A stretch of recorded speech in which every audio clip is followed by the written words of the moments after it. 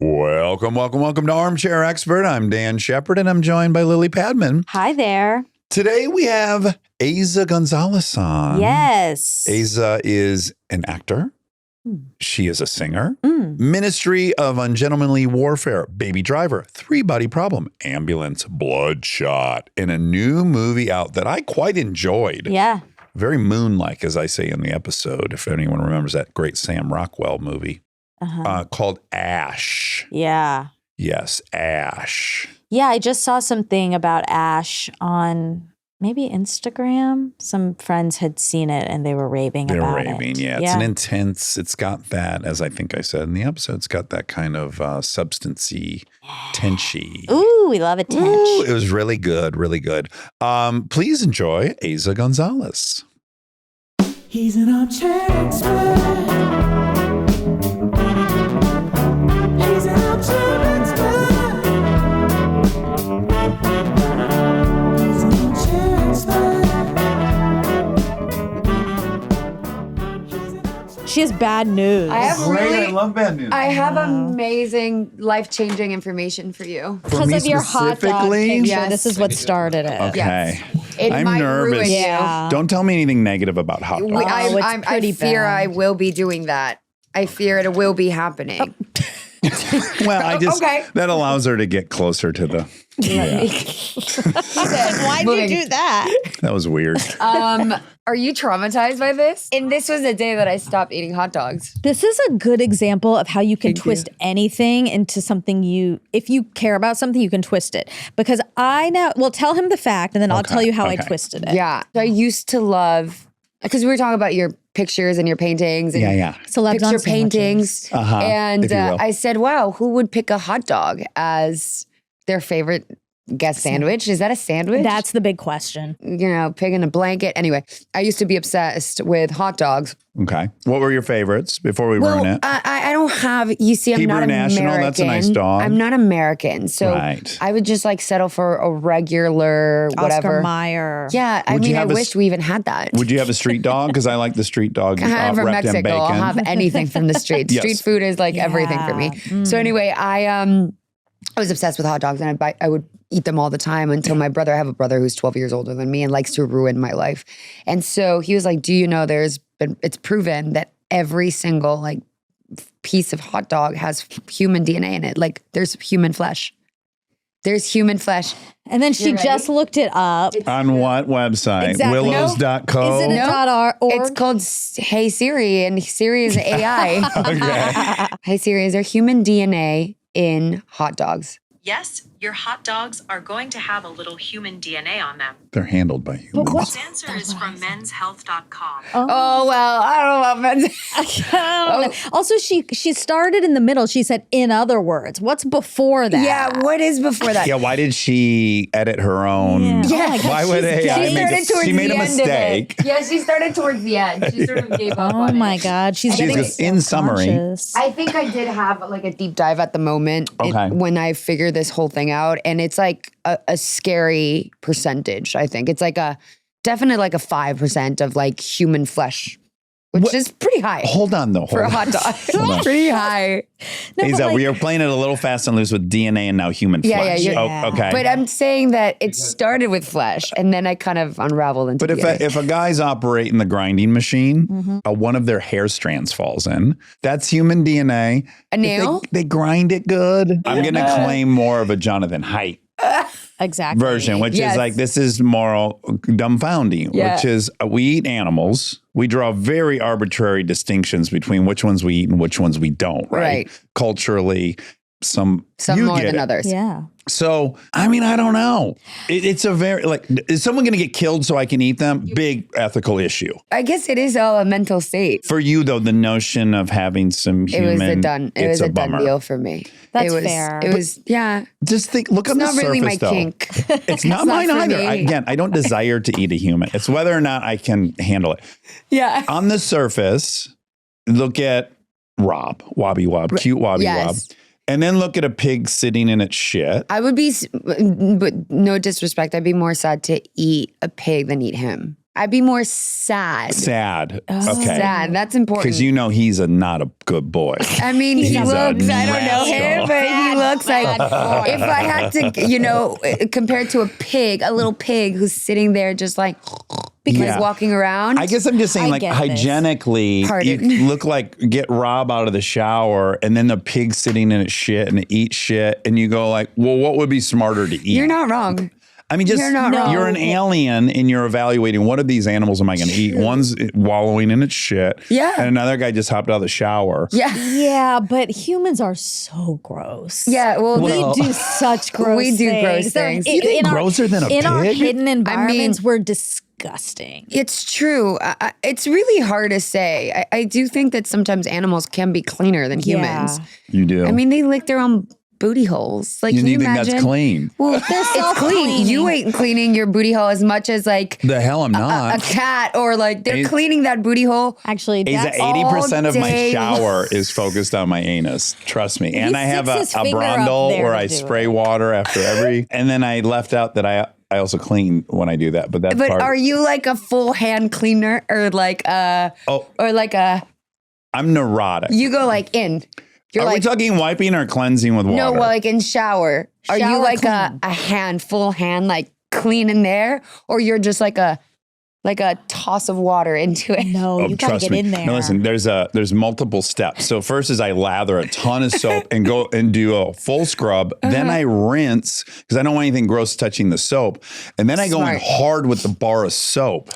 Wait. And I Wait. really rub the bar of soap, bar of soap on my up there? anus. Not in it. Wait, first you don't want the soap touching it, and then you use the soap No, directly. I on use soapy hands to get the first round Like of the whatever first- off. the first then I debris. rinse everything. So now it's pretty Right. clean. Okay. And now I go in with the direct bar of soap. Direct bar of soap? Yeah. That feels It's kind of erotic. But no, I don't know about that. Back to That humans feels- being disgusting. Yeah, that feels.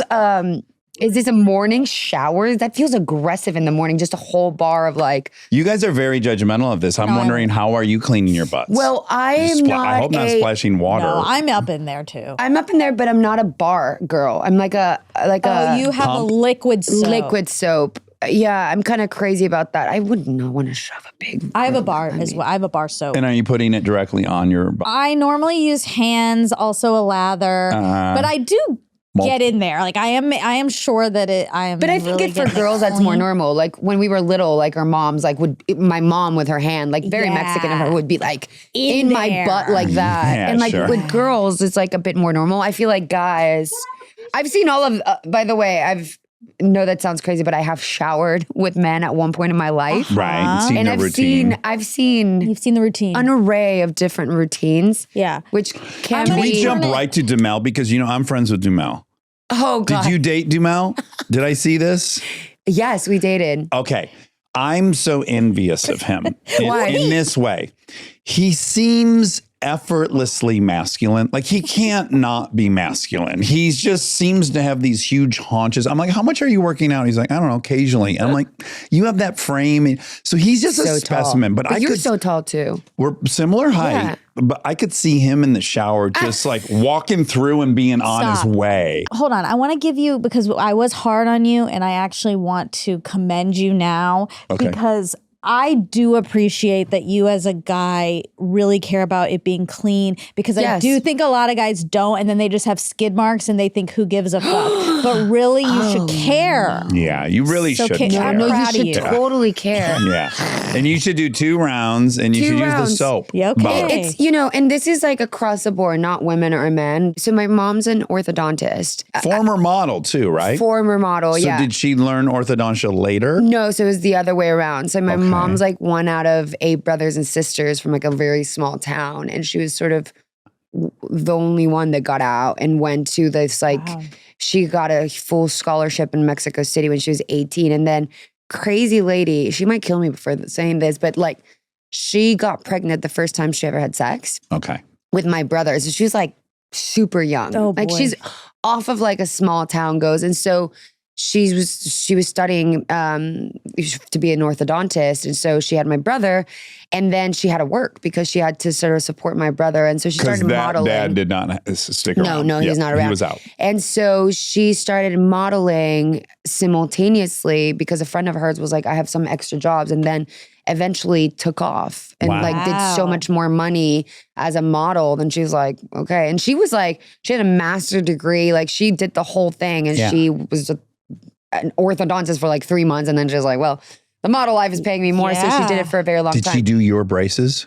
See, I never had Nuh-uh. braces. Stop. What a No, jerk. and this is, I Your hate to teeth be that are person. literally perfect. Well, this is the thing. They look like veneers. That's very sweet. Thank you. But my mom, I like really want to get I in there like- now. Oh yeah, they're and incredible. they're so white. Yeah, really my nice mom, stuff. so when I was little, all the cool girls had braces in my school. Did that happen here too? Yeah, it was a thing. Retainers, like people would go and get a retainer. All the cool from a girls But had cool those. girls. Yeah. Yes. In middle school, it was a thing. It was All like, the cool everyone girls wants- had braces and they would change. I remember the bands of Yeah, like different Halloween that had, colors. and I was obsessed with it and I really wanted it. And I would torment my dentist, who was not my mother. Yeah. But, you know, they studied together and he was like, you don't need them. You don't need them. And I begged forever. And now I'm like, wow, I really was clueless about what I was begging for. Did you That want a sounds- cast too? A cast? Yeah, you know when a kid would come to school with a Oh, that- cast, it was so Don't exciting. you worry, I had that from scratch. Oh, I've been in the okay. hospital in and out for like probably past 40 times in my life. Ugh. Really? Yeah, I was a very accident prone kid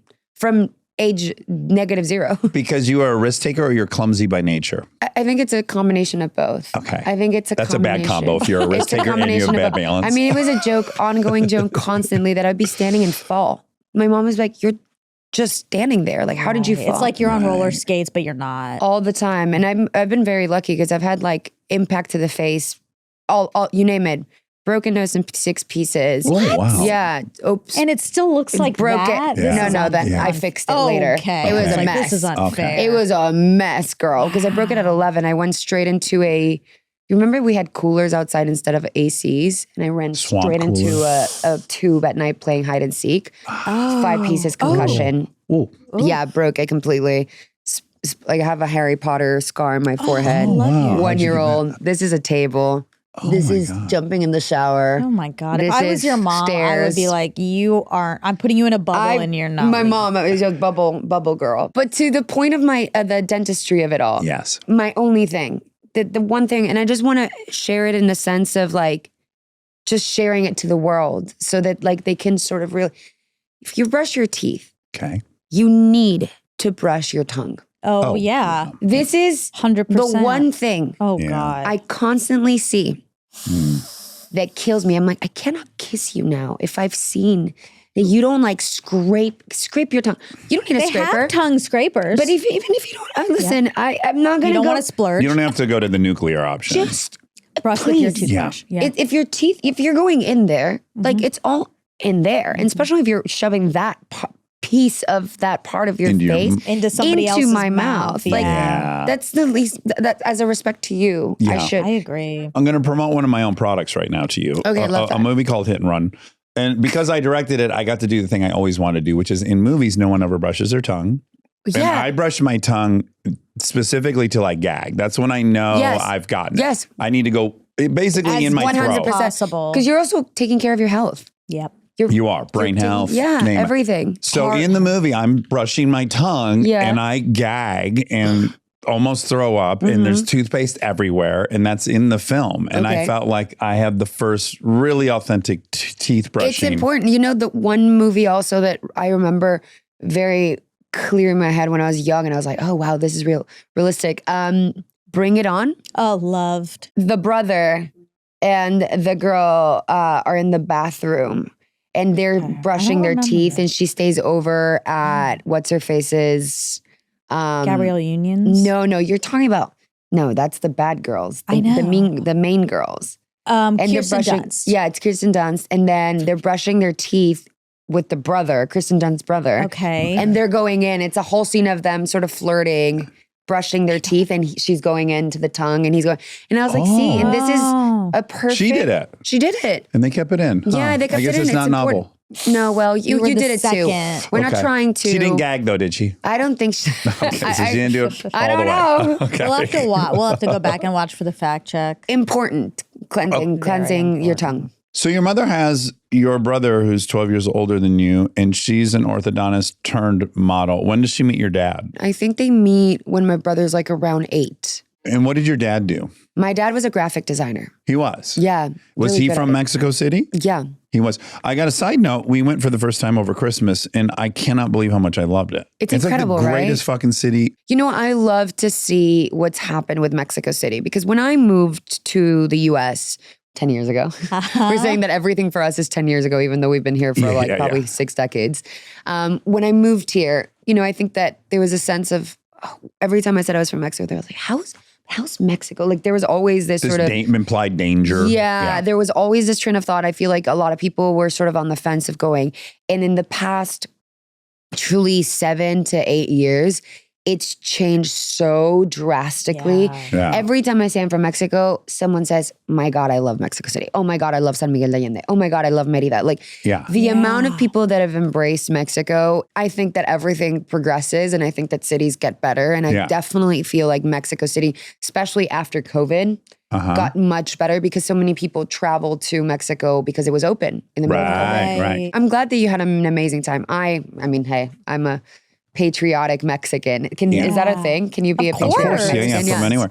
Okay, so you seem on the surface because you went to a couple private schools. One of them was like an American school. It was pretty privileged.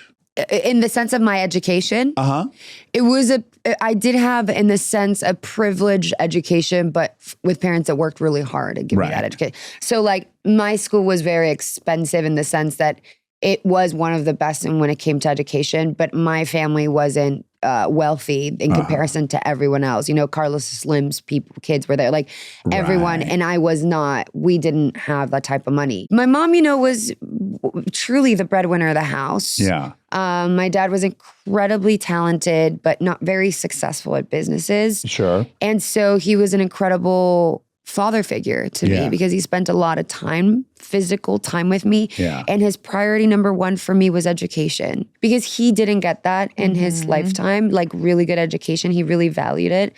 And so he really wanted me to be like a lawyer or a doctor. And so he was hell-bent in having the best education. I hope you've played a lawyer or a doctor. I have. Okay, Actually, I have. good. I That's played a the next best scientist thing. and an AMT, so it was helpful. So you did it for him. It did, but it did help, you know, with my education. What was the American school? It's interesting. So I went to half my life to an American school and an Americanized. Does that just mean like English school? international English? school? Yeah. So like everyone that had like, you know, people that flew from America, all their kids were there. So it was a quite international Like school. military people.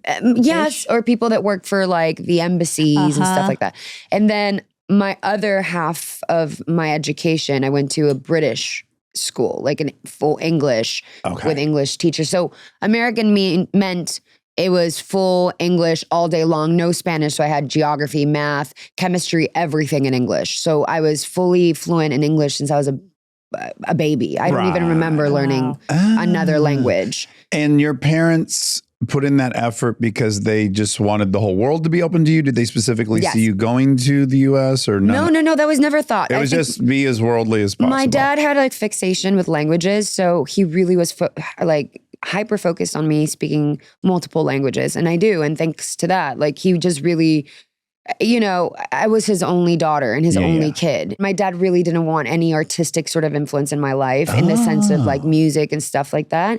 And my mom was a naughty one who would like take me to dance or singing. And he was like, stop distracting her from like 17 different languages. Oh, wow. Yeah, you went to Italy at 10 for a minute to learn Italian? Yeah, so my family lives in Italy Your extended family? from my mom's side. Okay. So in Trento, so we have Italian side over there. And so I went to Trento to learn Italian when I was little. Wow. Have you done a 23andMe? I actually haven't because I'm paranoid of human DNA, as you can tell. Oh, yeah. You don't even want to know about your own human DNA. But I should. I actually should because I do know that I have a little bit of everything. Yeah, what do you think you have? Because mind you, what I thought I had didn't prove out in the data. Oh, really? No. Same. Have you done it? Yeah, we did it. We had to do it. And I'm 100% Indian. Pure. That is Pure. incredible. I'm so pure. By the way, that's so funny to me because when I moved to the U.S., you know, this sort of, when I would ask people, where are you from? Yeah. They'd be like, yeah, I'm American, Italian, Spanish, with a quarter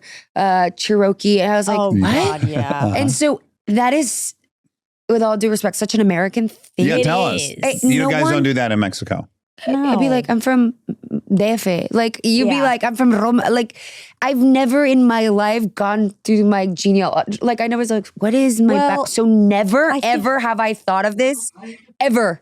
So I would be so wrong. I would have thought it would have been even perhaps more fetishized there because you have this mestizo population and then this European influence, and there has been some kind of status hierarchy a little bit derived from that. No? Yes and no. But I think that for us, we're all sort of like in agreement that we all know that there was some sort of mix. Like we're all like, it's settled. We got conquered. Yeah. We got the conquistadors came in, took us. We had some Jewish communities coming in from this side, some German on that side. And we're sort of, I think it is in the best way possible, it's a new country type of mentality in the sense of like, America is the land of immigrants, right? It's sort of the concept of it. So everyone sort of really and people lived in neighborhoods. There's like by where they came, by immigrants. But I fear, I don't want to talk about other countries specifically, but I feel for Mexico, we were just all like, yeah, we're Mexican. We didn't really care if we're like more Aztec, more Mayan. Exactly. We're just sort of proud to be Mexican. Yeah, it's an identity. I think it's a search for identity here that you're right is maybe like a young country sort of thing. But also it's a college application thing. I think that's when most people start to like really do the deep dive. So they're like, I'm 0.2% Native American, so I'm diverse enough to get into this college. Well, to me, started happening when I became an actress in America because they're like, "So are you? Yeah, because are we need to legally able to contractually cast you because you're not Mexican enough?" And I did definitely have an identity crisis when I moved here. Once you got into our wacky system, it did sort of throw me off for a second because I had never really asked these questions myself. I was just always sort of like glaringly Mexican in my eyes, and it was just fine. Yeah. And so when I came here, people were like, "But you're not a Mexican because you don't speak like." Yeah, sure. And then I started having sort of a bit of an identity crisis. Right. But so if mom had family in Italy, had they moved from Mexico to Italy, or they had, this is many generations, married into an Italian family. Yes. That makes sense. Yes. But also my mom's blonde with blue eyes. Is. Yeah. Okay.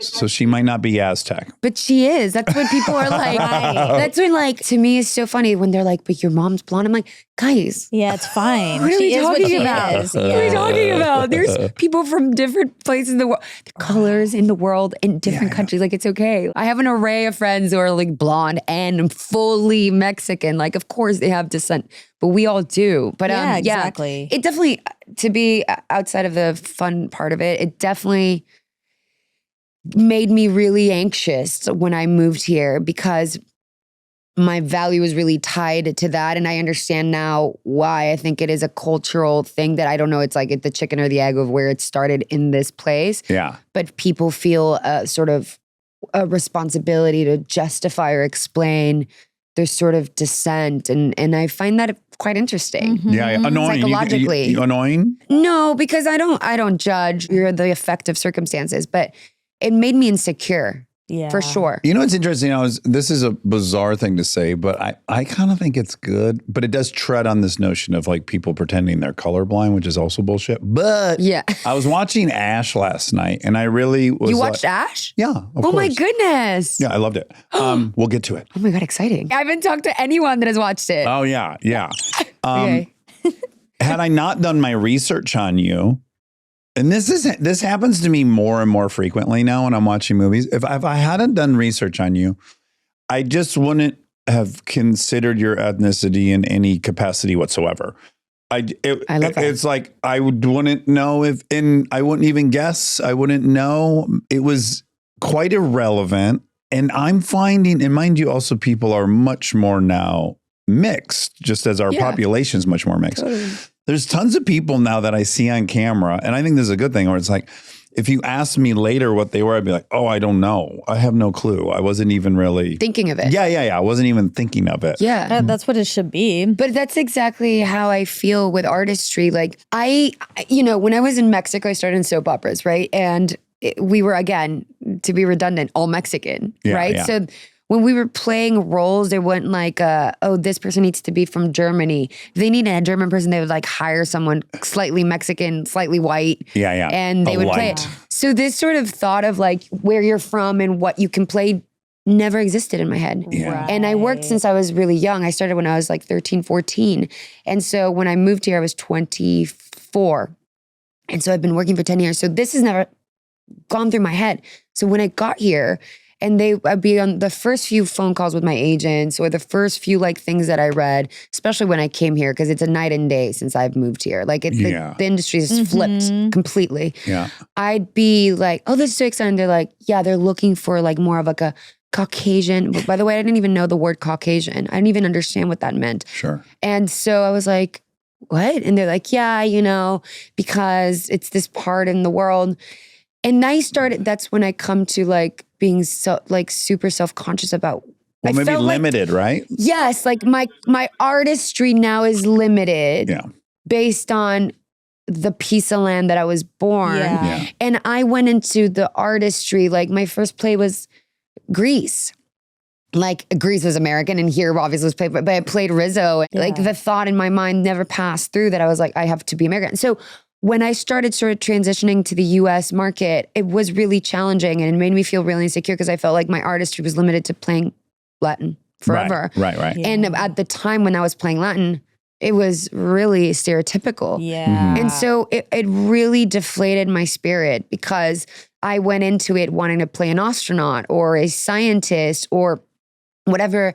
And the first few years of my career was really impossible. Like it was impossible, even with the blessing that I had, thanks to my parents, which was having a very fluent English and speaking other languages. And I don't say it in like, oh, poor me. I just say it's a fascinating, to me, it was life-changing the moment that Guy Ritchie let me play English. That was, sure, we could argue that there's a million people that could have played it better than me that were English, right? But at the same time, maybe 100,000. I don't think not that many. Yeah, No, you're like that's not mathing here. I don't know if there's a million actors. But like to me, I always wanted. I grew up watching actors, and I guess in hindsight, white actors, actresses that could play everything. I mean, I remember I was watching my mom. We're doing The Godfather, and we're watching all the Godfathers. Oh, fun, yeah. And then it sort of sent us to Scarface, and we were watching, and I was like. The world that Al Pacino was playing like Italian, but then Cuban. And I never thought of it in any capacity. Yeah, he's played Jewish, Italian, Cuban. And no one said anything. Yeah. And then somehow for like, I've been in places and roles that if I'm not like specific type of Latina, like let alone then I'm not even being considered. It's a very complex, nuanced conversation, right? Because you do want to create opportunity and you want to let people that like the Native Americans, they don't get enough representation. Yeah. And so I'm always sort of torn because I do want people to get opportunities and get more chances, but I don't want Native Americans to just play Native Americans. I want them to play anyone. Exactly. It's just taking away the description in the role that like this should be a 24-year-old white woman. It's like maybe it could be anyone. It's gotten better. It has gotten a ton better. It is definitely gotten better. Once that's gone, then I think there'll be less of, well, this person's Asian and they should be Native. Like that will go away if the opportunity is there for everybody. You got into acting, dancing, painting all at 12, 13. Yeah. Because your dad died in a motorcycle accident. Yes. I hate that for many, many reasons. Yeah. I'm sorry. No, it's okay. And obviously you guys were very, very close, as you already said. Super close. Yeah. And mom wanted to just keep you busy and distracted. Yeah. Mm-hmm. Does that mean, was there space for what you were going through?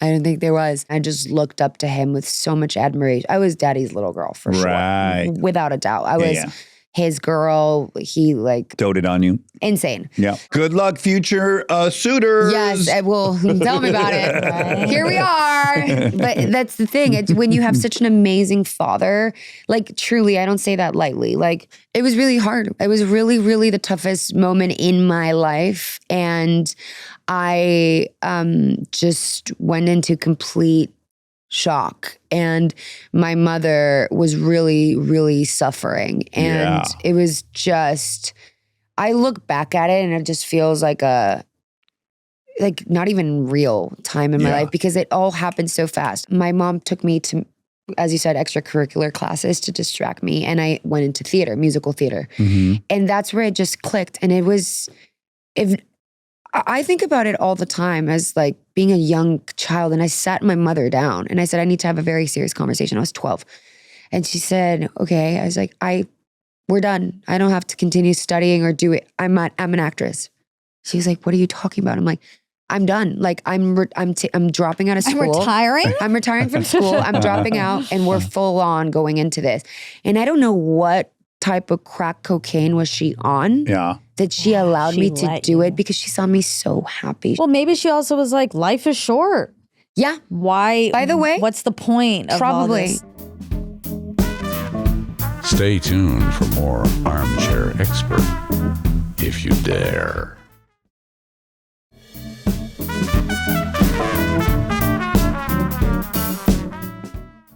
How did she take it? Like, what were you?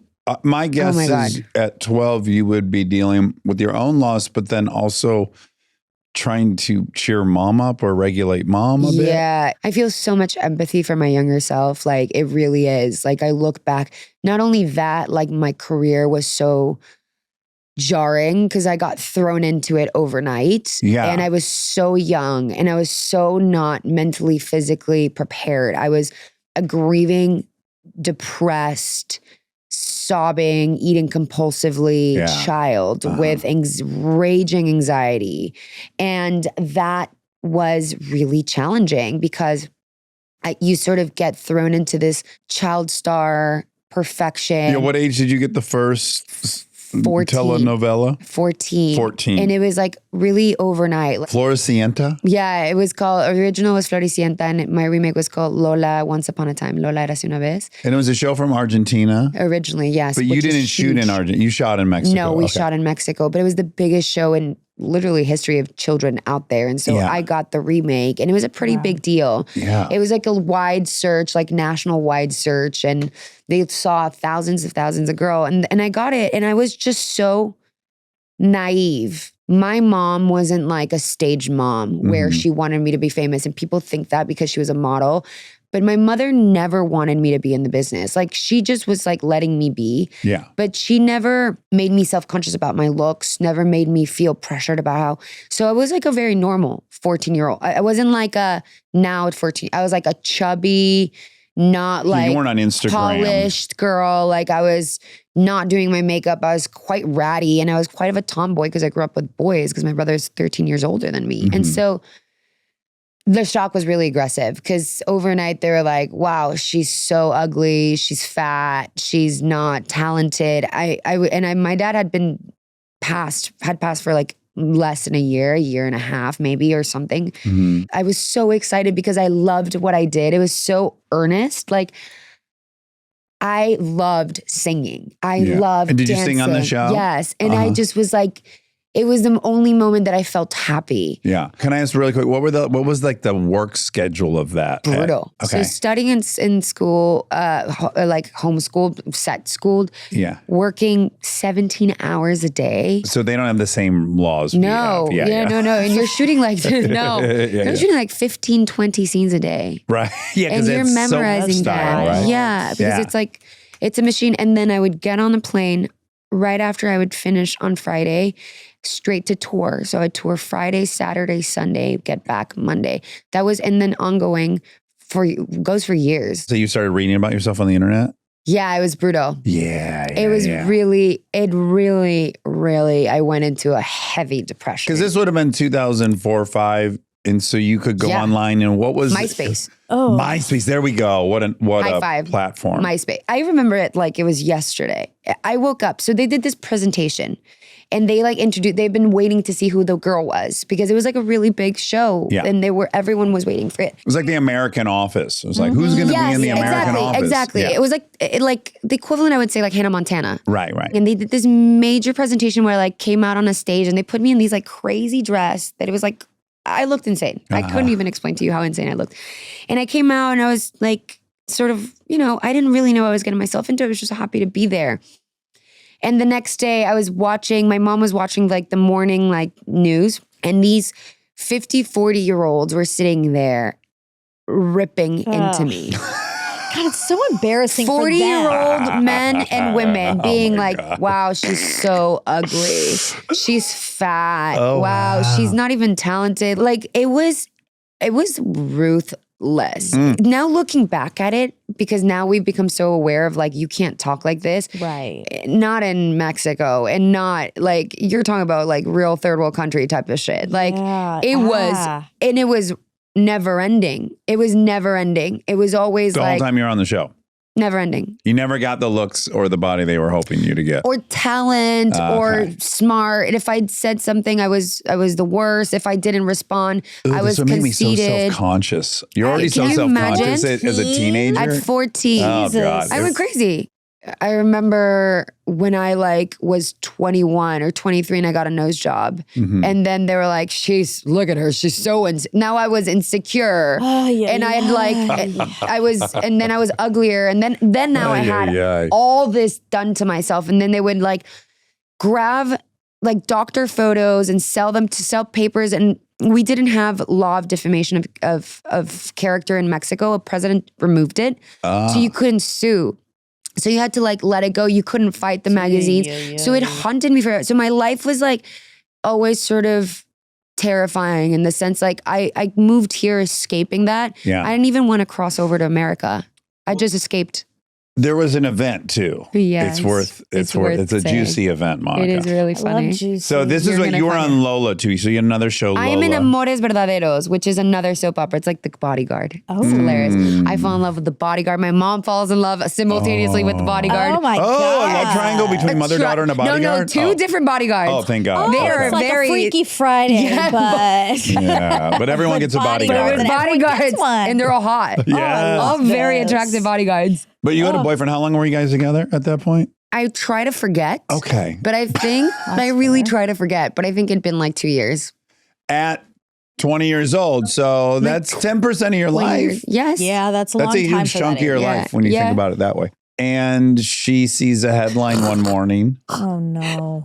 Her boyfriend has a sex tape. Oh my. But Monica, with me. she's not in it. I'm not in it. Ouch. Was he Sadly. famous too? Was he an actor? He's oh my God, this time of my life is This pretty. is awful. My life is really like a soap opera. Yeah, you almost, it's like life art. Life Yeah, like imitating maybe I art. should make a movie like the disaster artist. Oh, what of would be like great is if your soap boyfriend operas. was your bodyguard at that time. Oh, that would have Imagine. been incredible. I should have just cheated with my bodyguard. Very sim. So he was a like owner of restaurants and like a nightlife kind of guy. I literally was on the cover of a magazine. It was really funny because it's not funny for him. He's gonna hate me for this. I'm so sorry. Doesn't but seem like you need to apologize. No, I don't. Yeah. it was on the cover of this magazine and they had like little stars covering his private parts. Oh, And it's God. like he has a sex tape, but it's not me. Oh, It really is not me. Boy. Oh boy. And so I remember he emailed. Oh God, my God, it was. I'm taking you through all of it. Wow, it was. He didn't email you preemptively going, this is coming out. He Gets waited worse. till you found out from the press. I don't think in He Mexico probably you don't didn't know. They just drop know, it. okay. They don't call you. They're not like, again, no defamation. You're not. Yeah, you can't sue. That's the wild, wild west. When Okay. people complain about the UK press, I'm like, live in Mexico's press for Yeah. 3 months. If you survive, I will applaud you. That Yeah. then makes you like a different type of person. Sure. No, they just drop it. They're like, Oof. Yeah, and they walk away. And so he emailed, this was a really funny story. A lot happens, chaos, drama. I don't pick up the phone. It's like I'm screaming. And so he thinks that the best idea is to send this email where he CCs my brother, my mother, Oh boy. his whole family, Ay, ay, ay. me. Ay, Dios mío. You're just in there. You're like Yeah. one of like. And I just opened, 20. you know when you open Group CC email. and you're just like, You're like, fit oh in. no. And the title was like, let me explain or something. Oh, To not get into boy. detail, he's like going back and forth about how this sex tape wasn't while being with me. Okay. And the use of like the comparison was like him in his underwear and sending like screenshots of the sex tape to my Oh. mother. His It's like, family. I don't even Wow. have this underwear anymore. Sounds You like- know that. I don't have that tattoo. He's pointing out tattoos. Oh, shit. And I am just like, Oh. what are you? So he mounted a defense to your whole family. So a whole defense, which if I was in that situation, I would have done the same thing. I don't know if I would CC someone's brother with me, my body naked, and photos of before and after, like a selfie of him with his underwear. Oh. And my brother just like sent me a message. He said, "What's going on? Why do I have photos of this guy naked on my email?" I was like, yeah. And so anyway, I left Mexico. It was so jarring that I left. That's a lot. Do we believe that it was from an era that you weren't together? Did the tattoos prove his... Yes. Because this actually happened to me. One of Yes. these trashy magazines ran this article about me saying I had hooked up with this girl while I was dating Kristen. I did hook up with that girl, but it was way before I met Kristen. And luckily, I have a tattoo in it that I had covered right before I met Kristen. So this is like a sensitive subject to you. For me, it really was that. Like, it was a lie. Did you show Thank it? God the tattoo like absolved me of that, because Kristen met me and I'd good. already had that one covered. It wasn't a sex tape. It was just a picture of her and I together Thank at an God. event. You were kissing. We weren't right? even kissing. I was just had my arm around her. Yeah, because these magazines they do make up so much. And she Everything lied to them made for sure. up. Girl. This woman had sold A story. stories about 3 other people. She also banged an AA. I met her in AA. And I'm obsessed. yeah. And so she was out of money and she's getting high. And this was like a 4th that's story. sad. It is sad. So That's horrible. yeah, so she just lied to them, and I guess they believed her. Did you for send the nude timeline. photos of you to compare to your wife? To Kristen's dad immediately. Yeah. And I got hard and I sent Tom a picture. God. Yeah. Well, I didn't want him to think I was a loser. Sure, of course. But that sort of I use this story, and I've said this story before because there is it's a Phoenix story in the sense that I think it's worth noting is that in everything, and I always bring this to my dad, my dad's death, you couldn't think of something more tragic than losing a parent. And my father would have never let me be an actress. Never. Right. Yeah. He would have never allowed it in my house, let alone. You would have had to fight him and have a big separation Yeah. from No, him. it never happened. I was convinced that his narrative was my narrative. And I say with all the love because he didn't mean it in a mean way, but he wanted the best for his daughter. And he thought economy, making money, artistry, modeling, acting, it didn't sound like. You had Salma Hayek. Yeah, that was it. Yeah. Yeah, exactly. And still, by the way, Yeah. we're not a lot Right. that are from Mexico that crossed over. Yeah. Yeah. And so basically, when I did that, I thought, wow, really amazing, positive things can happen from horrific situations. And that's kind of been my life. Pattern. Yeah. Thanks to that, I moved here. I rented a little bedroom. And my mom had the brilliant idea. I'd always wanted to act here, but I never thought it was like a reality. I went to Strasbourg and studied in Lee Strasberg. Nice. And they educated us that you need an agent, you need a manager, you need a lawyer, and I was like, I have no into any of this. And she said to me, I've heard about this thing. It's called IMDb Pro. Have you heard of it? I was like, no. She's like, I was like, Mom, you need a manager and agent. She's like, no, I heard I can put my email under your profile and then we can get auditions. Well, you're there. Cause I was secluded. I was hiding. I was in depression here after that. I was distraught. My boyfriend, I was a public, real, big, brutal thing. A fiasco. A fiasco. And I was already the black sheep in the business. People loved to like really hate on me. you. Yeah. And so which was always interesting because I never understood why. Well, I think still this happens here. People pick the pick villain. a villain or a Yeah. scapegoat, We like and then they archetypes. just And if you're a woman, I think at the time I just was really, the way you see me, I'm like come in strong and confident. And I think Yeah. that the confidence was off-putting in the sense of they liked a woman in the time that they would like kind of bully her into being submission. Well, they also want to Submitted see a bit. young actors just exude gratitude. Which I did, but I think I didn't do it in the way because I always felt like I had to defend myself constantly about something that I hadn't done. And that's how I felt here too for many years. Then there was this sort of like underlying, like I always wanted to be here through a man, or like because I was dating someone, then I needed disregarding my 10-year career in Mexico because for people that was irrelevant. When I started dating Josh, they would write like I was using him and calling paparazzis and writing these things. And it was so funny because there's I've always wanted to talk about this publicly, but I've never found where to do it in a safe space. And there was this sort of like, they sort of tied this desperation to me as a Latin woman, like I was coming and wanting to cross over when I had already had a career. And funny enough, they would say that I would call or like tip off paparazzis when they forget that 99% of the paparazzis and the kitchens and the ballets, what are they? Who works the kitchens? Who works the valets? Oh, yeah. Mexicans? Yeah. And I had 10 years of a career in Mexico. I was huge in Mexico. Right. So every time I'd walk into a restaurant or go somewhere, they would call. They knew. Yeah. They knew. Yeah, right. But because people here didn't know who I was, they were like, who is this weird bitch who came out of nowhere? And like, oh, she's calling the paparazzi for attention. And it was so crazy because it was like a combination of my value was completely like, I really was a nobody. Yeah. And I had no value, but at the same time, it was also sort of said in a way that I was doing it, incriminating of something that I wasn't doing. And it stayed for long. And it was this sort of sense of like the experience of being an immigrant, of like, I wasn't worthy of being here. Is it possible you were also inflating how big this narrative was? I think that when you're incriminated of something that you're not doing, it always feels that way. Yeah. Because I felt really frustrated how to navigate it because I'm a person that would be like, come out and be like, that's completely fucking untrue. So I don't even care. Like I would, but at the same time, I was being guided to like not engage into it because you're feeding it. Yeah, so you're engaging into it. So, but I felt really passionate. I guess that my rage of what you're saying, maybe it wasn't as big, but I felt injustice. Yeah. And it was like, you are portraying me. You're completely character assassination of who I am.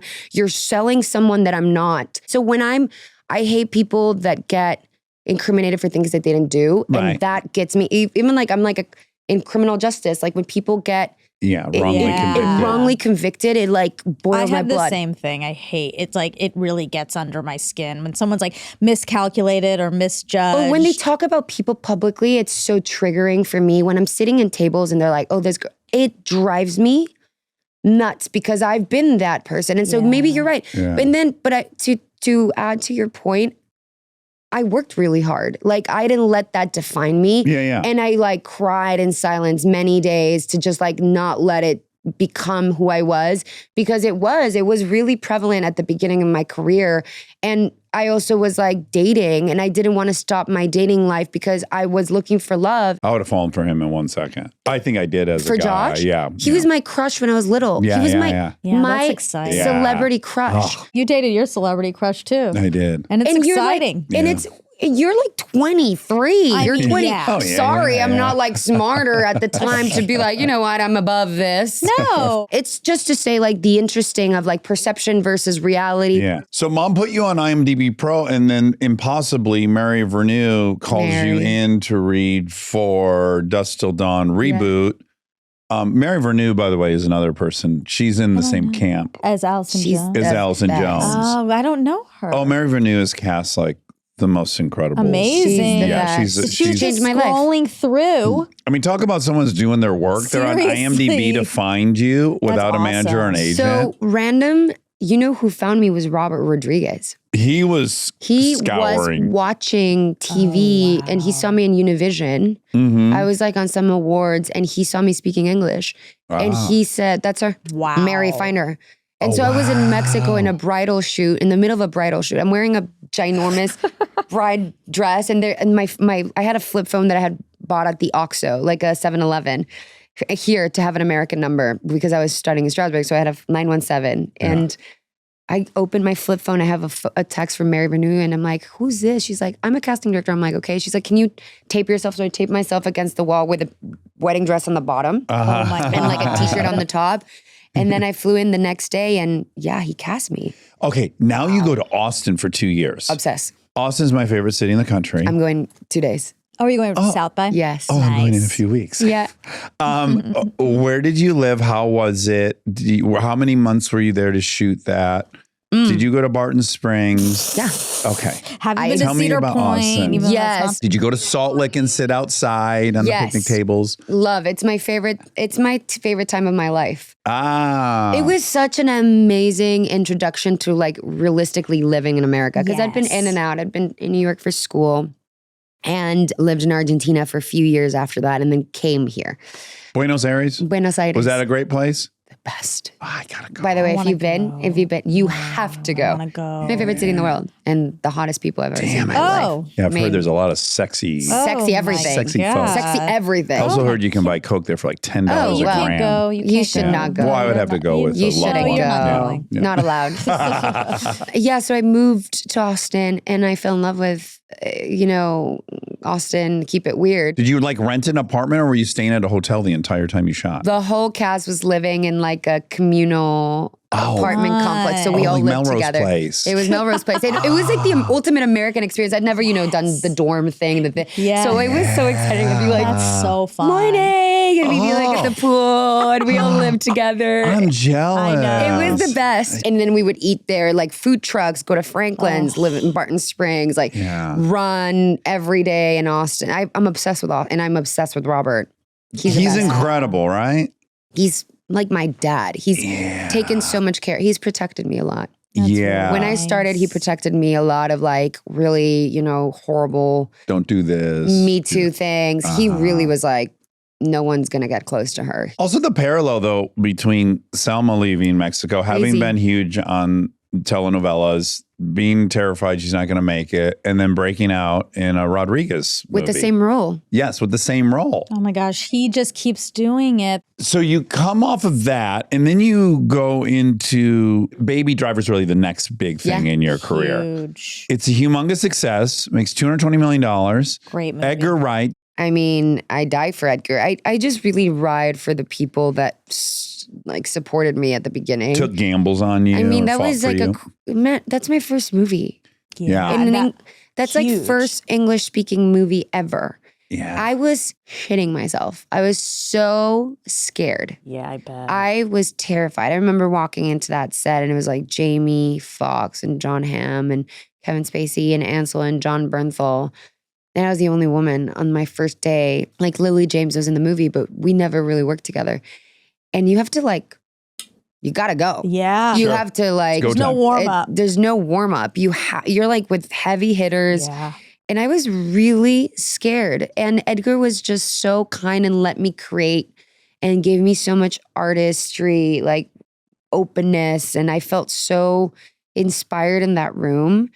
But I was fucking shitting myself. I'm not gonna lie. I was so nervous. I'm very Yeah. shy. It doesn't look like I am, but I am. Yeah, that's an intimidating group to Big step time. into. Then Hobbs and Shaw. This is a Fast and Furious spinoff. This is another enormous movie. Hobbs and Shaw, we've got The Rock And Jason Statham. and Statham. Mm-hmm. How long does that movie take to make? The movie took a long time to shoot. I was in and out. I shot in a week. David Leitch called me. He's like, would you come? I was shooting Godzilla versus Kong. I was doing Godzilla vs. Kong in Australia. And I had a week off between location and location. And Yeah. so they fixed my schedule so I could go and shoot. They wrote that role. And so they popped me in to be part of the franchise. Whatever was going to happen, nothing happened. But Yeah, nice. David Leitch. I did his first 20-minute short when I was a No way. groundling. Yes, and he was still doubling Brad Pitt or somebody huge as a stuntman. the best. And then to see Fall Guy, which I think was the best movie of last year, I just couldn't be happier for that guy. And Kelly, his producing partner, and his wife, obviously. They're just, I love seeing, by the way, talking about stunts need to be honored at the Oscars like yesterday. Right. The amount of work that they put into, I've done a fair share of stunt work in my career. Yeah. I had a horrific accident. I broke my collarbones and my ribs on a set, a stunt that went wrong. Oh God. Going through that and sort of my life 360'd after that, I was like, how on earth? These people are like risking their lives. People die. Like stunties, Yeah. I don't know if Yeah. people talk about. Yes. A lot of stunties die in these movies. Yeah. And we're still not honoring One of my them. best It's friends crazy. got driven over by Tom Sizemore. He was not supposed to drive the car, and he drove the fucking car over Yeah. to Castro and drug his body. It's Yeah, it's gnarly. It's gnarly. Yeah. And They don't get enough recognition. And they just do it so- over and over again. Like your story about getting hurt, they have like 35. That's what I mean. of those I know. I was gonna say stories. that's They don't literally give a one fuck. out of, That's their day to day. Yeah. and they recover and they go back into it. I Oh know. yeah, it's a mindset. Daniel Radcliffe. Do you know, like Daniel Yes. Radcliffe's stunt double was paralyzed during one of the Harry Potters? Yeah. Yeah, Yeah. I mean, it happens There's a so doc much. about it. I think it's so. really and, beautiful. And he has a memoir or something that's supposed to be amazing. Okay, Godzilla versus Kong, another enormous hit. I was looking at that Godzilla versus Kong, and I was like, I think that one movie would put your lifetime box office above my like 25 movies. Like he's huge. getting one of those fucking movies that It makes is. It's $500 crazy. million. Yeah. People love those movies. It's wild. It's wild. And then Three Body Problem, you work with David Benioff and Weiss. Mm-hmm. Game of Thrones for people who don't know. Yes. Oh, I wanted to mention I Care a Lot. I care a lot. Because that's huge. I don't like, this is what's weird about movies now. So it was 56 million households watched this movie, I Care a Lot, on Netflix. Mm-hmm. And if each household had just bought a $10 ticket, that's again, it's bigger than I Kong. know. And it's like $1 billion movie if you think about it Yeah. that way. Yeah. What's better, do you think? Like, I'm now out of it where I would have to worry about whether it's coming out on streaming or in box office. Like, there's this pride of having a winning movie. It's so rare and exciting to be a part of. But then, don't you just want the maximum amount of people to see the thing you do? That's how I feel. Yeah. To me is I mean, I guess some people do. They get paid for those things. Yeah. They get back ends. I really haven't had the beauty Right, a of that first in dollar my gross deal. I've Yeah. never heard of that in my life. Yeah. I don't know if I will. And Yeah. so I just care about the work and people watching the work and the work that I feel proud of. Yeah. And sometimes I'm like hoping that it never gets seen too. Sure. Like, I'm Those like, happen. oh God. So that's where to me comes down to listen, I Care a Lot was an amazing experience because it was also in the COVID era. So everyone was in their homes Yeah. watching TV. So many people watched it more than probably would have now.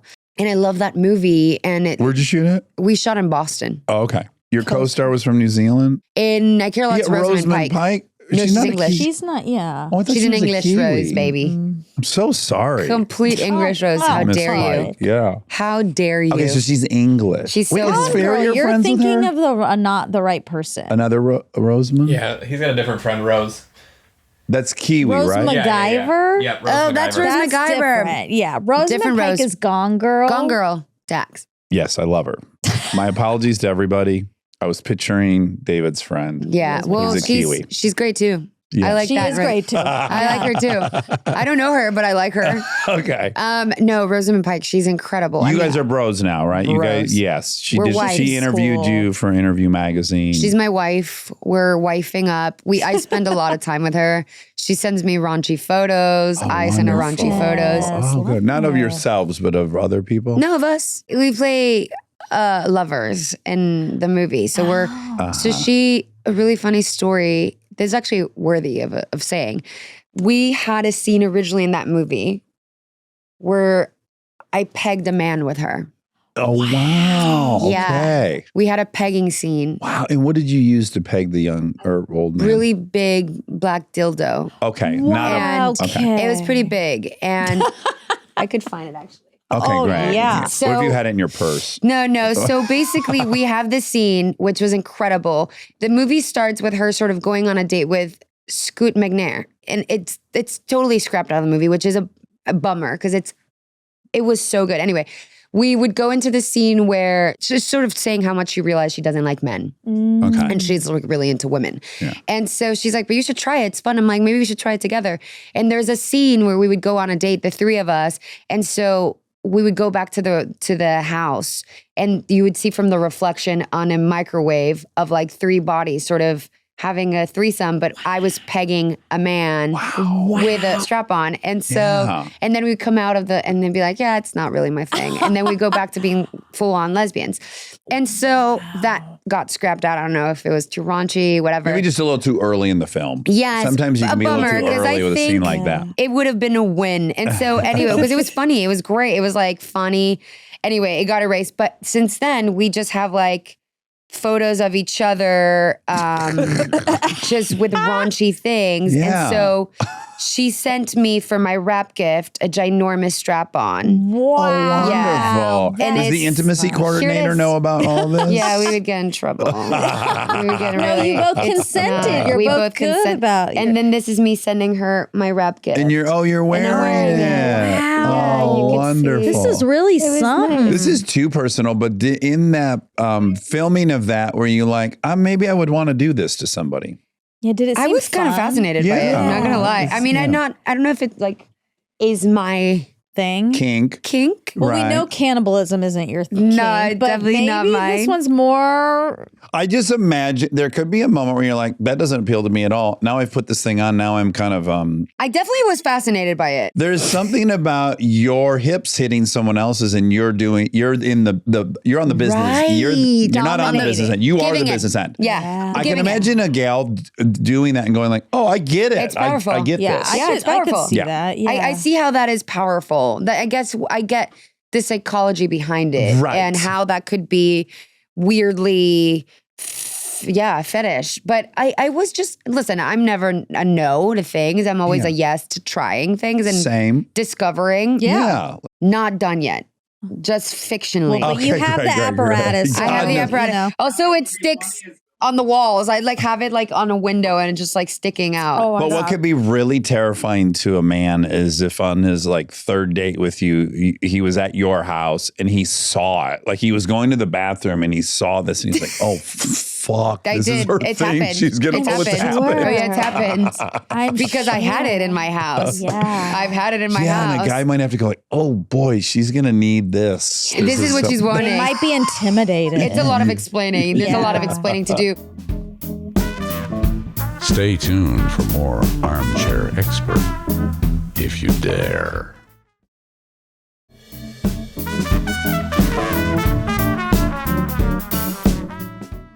So one time I did this movie. Like it's a lot of Yeah. explaining. Yeah, 6 years and ago. it sounds like it's if I was a dude, Let me I show wouldn't you the believe picture. it. Yeah. Yeah. Let me show you, wife. See? Do you know Rosamund Pike is she's not She's from not New from New Zealand? Zealand. It's She the was other very New Zealand. English. Oh, Very man. English. You should have her here. You would laugh a lot, by the way. She seems She's awesome. awesome. So you did one movie with Guy Ritchie, and now you've done. I imagine you already shot it. The I've done three. You've done three. Three. What three? So I've done The Ministry of Ungentlemanly Warfare, Yes, that was number one. number one. Yeah. Then I did a movie called In the Gray that comes out later this year Oh. Okay. with Jake Gyllenhaal and Henry Cavill. Okay. And then I did the third one, which comes out later-ish this year. how quickly is he shooting movies? Back to back. Does he grill on set and you eat the grilled food? Yes. There's a whole Cooking all the lifestyle, time. right? When you So work We with went carnivore. Yeah. We went carnivore. Carnival. On Fountain of Youth. Krasinski tried it. He was successful for a minute, I think. I think he did it. And then Natalie is vegetarian, so she did not do that. she didn't join. It has to be the biggest nightmare for a vegetarian to Oh be my surrounded by God. people that are just eating red meat. We were just Only. eating red meat Yeah. for like because he was losing weight. I was like sort of into the whole biohacking of it all, like fascinated by it. Yeah. And so we would grill like just steak and steak and steak and more steak with like butter every Oh my single God. day. How's your heart? Did you get you your? have to kind of get My cholesterol's good, and I eat you have to kind of get tested. almost exclusively I red would- meat. I would Really? have Mine's had a lower heart than attack. yours. Yeah, but that's genetic. Yeah, that's genetic. So that's Exactly. the whole That thing. is So if genetic. you're genetically predispositioned, You have it's to probably take not it. the diet. It's not for you, No, honey. but I loved it. So yeah, so we would grill on set every day. So- I love him. Natalie Portman is in The Fountain of Youth. Yes, Okay. Forget those dudes on the set of Baby Driver. the dream. Yeah. I'm so Number one. intimidated if I'm you. Like if Intimidation I've got to do central. if I've got to do a two-hander with Bill Murray, who I idolized. Yeah, for me, Natalie Portman was the only like ingenue I like For bought me in too. 100%. Period. I good. became an actress because of Natalie Portman. So it was pretty Full circle. wild. Yeah. When I was on that, and I was trying really, really hard to be cool, like Sure. really hard. How'd I that was just go? like, yeah, like hi. So Like I'm like you. and I like know everything, like Yeah. weirdly, like in a creepy, like probably she could sue me kind of way. I was so uncool, but I just, I was so uncool. But And did you penetrate? Did you eventually? Yes, Yes. It's easy because she's the nicest person ever. Yeah. You could not be more nice. Like truly, she's kind.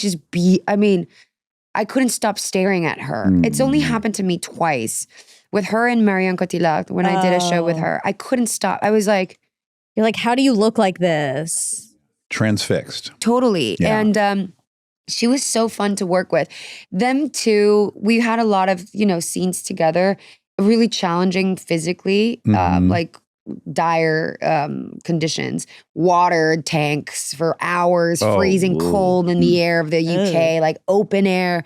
And we were laughing all the time. We would always be like joking about it. She has the best humor. Krasinski obviously has the best humor.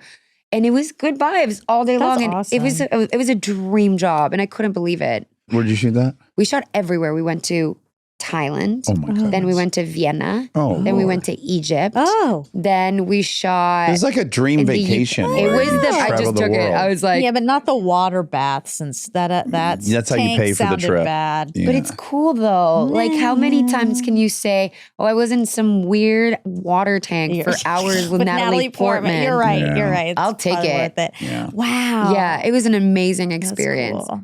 So I've become quite tight with Guy Ritchie. Okay, so Ash, which I watched last night. But what about Mr. and Mrs. Smith? Really quick, you did a Oh yes, little cameo. I love that. We just came to play loved for a that day. show. How good is that show? So How good. How good. Hero, the director, did such an amazing job. And yeah, he called Skarsgård and me, who we had already worked on together in Godzilla.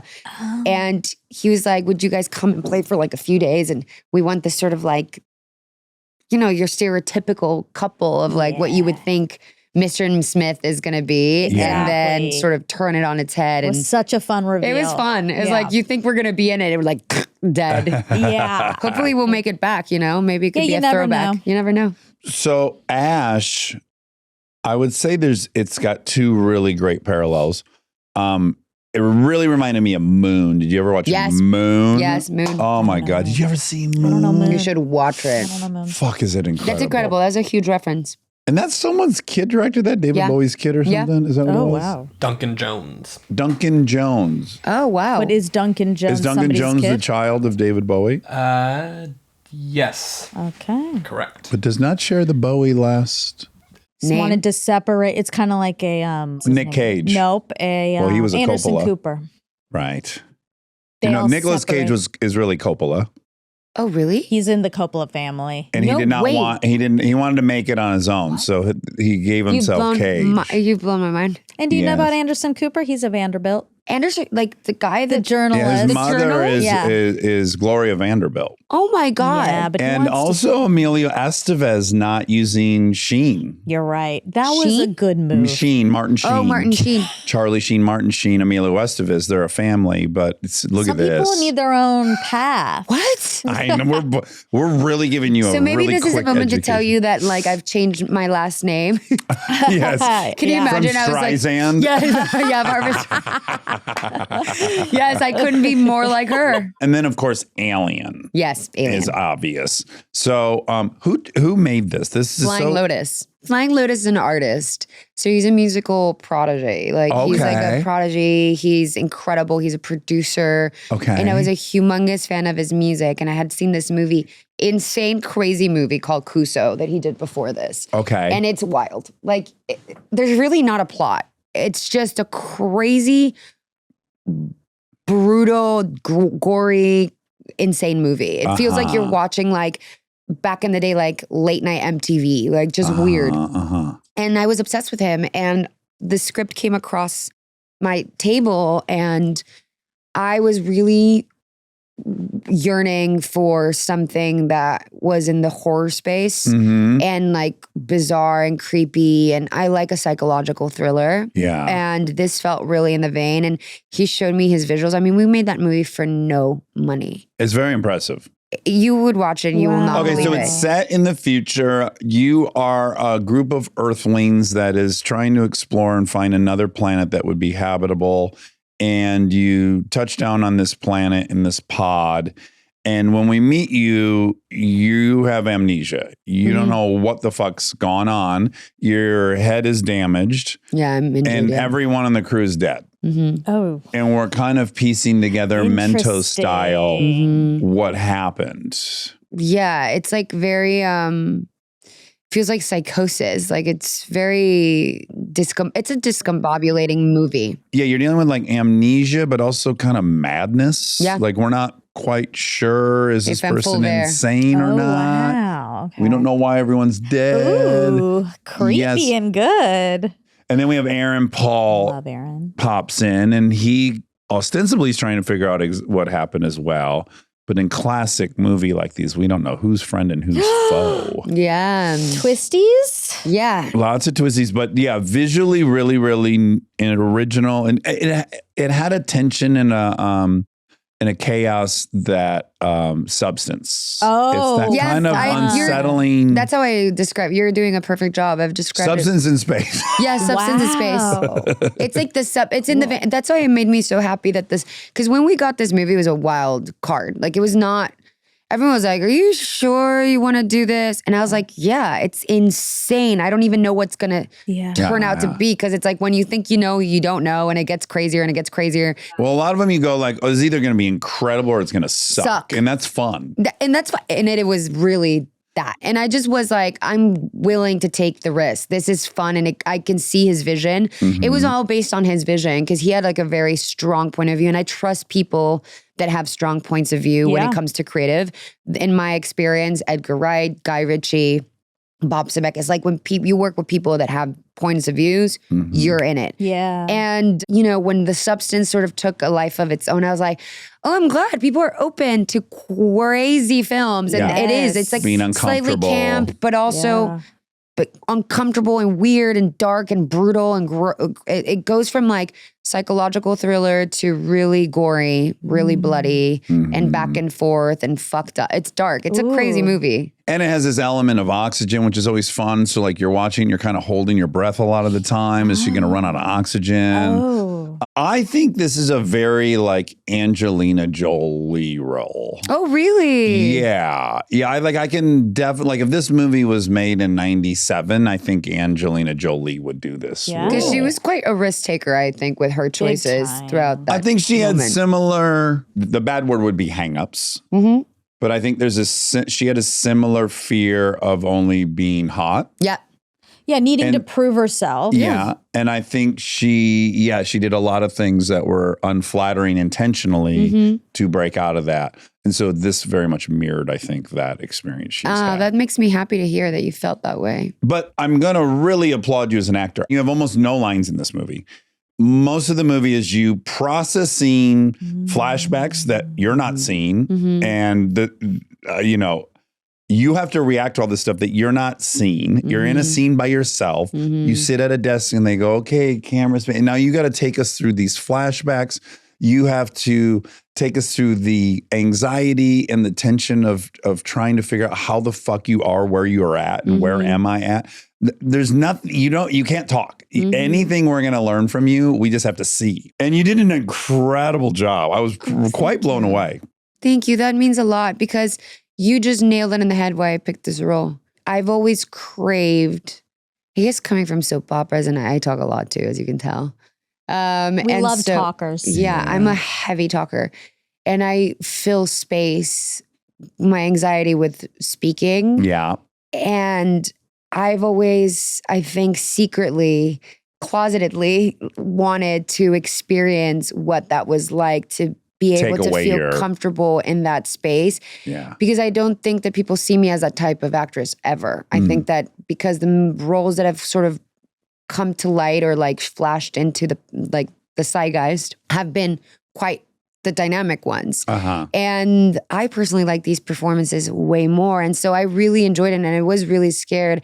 And I had come off of a run of doing like Three Body Problem was one of the most challenging jobs I've ever had because while everyone was sort of rooted on factual things, I had to be like creating this anxiety building moments with like nothing. That in the show, I'm watching numbers sort of coming and I'm becoming suicidal and I'm sort of going through a really hard time where I'm seeing this boat kind of get sliced completely that I never saw. So a lot of my performance came to imagination. Yeah. And childlike imagination. That's a scary place to be as an actor, as you know. Yeah. You came from lunch. You have a real life. You walked over. You can't even connect with another actor in the scene. You're you lying can't run only it. on imagination. Yeah. And then Scary. like gauging how much is too much, how little is too Exactly. little, what is like over the top, what is not over the top. You're not giving enough. You don't have a real gauge with when you're in a scene, you're gauging, you're bouncing off of each other. Yeah. Here you're just like free falling. And a lot of that, I had done that back to back. I went from that to 3-body problem. And it was scary. It was a scary, and it was, you know, some people can call it a success. Some people will be like, I don't love it, you know, but at least I felt really proud. Have you seen 3-Body Problem? Mm-mm. So there's an episode in 3-Body Problem, which something really major happens. It's like the Red Wedding on Game of Thrones. wow. Like it's like a crazy episode and thousands of people get killed. And we're seeing it sort of unravel in front of our eyes, but we're seeing it on screens, but nothing was happening.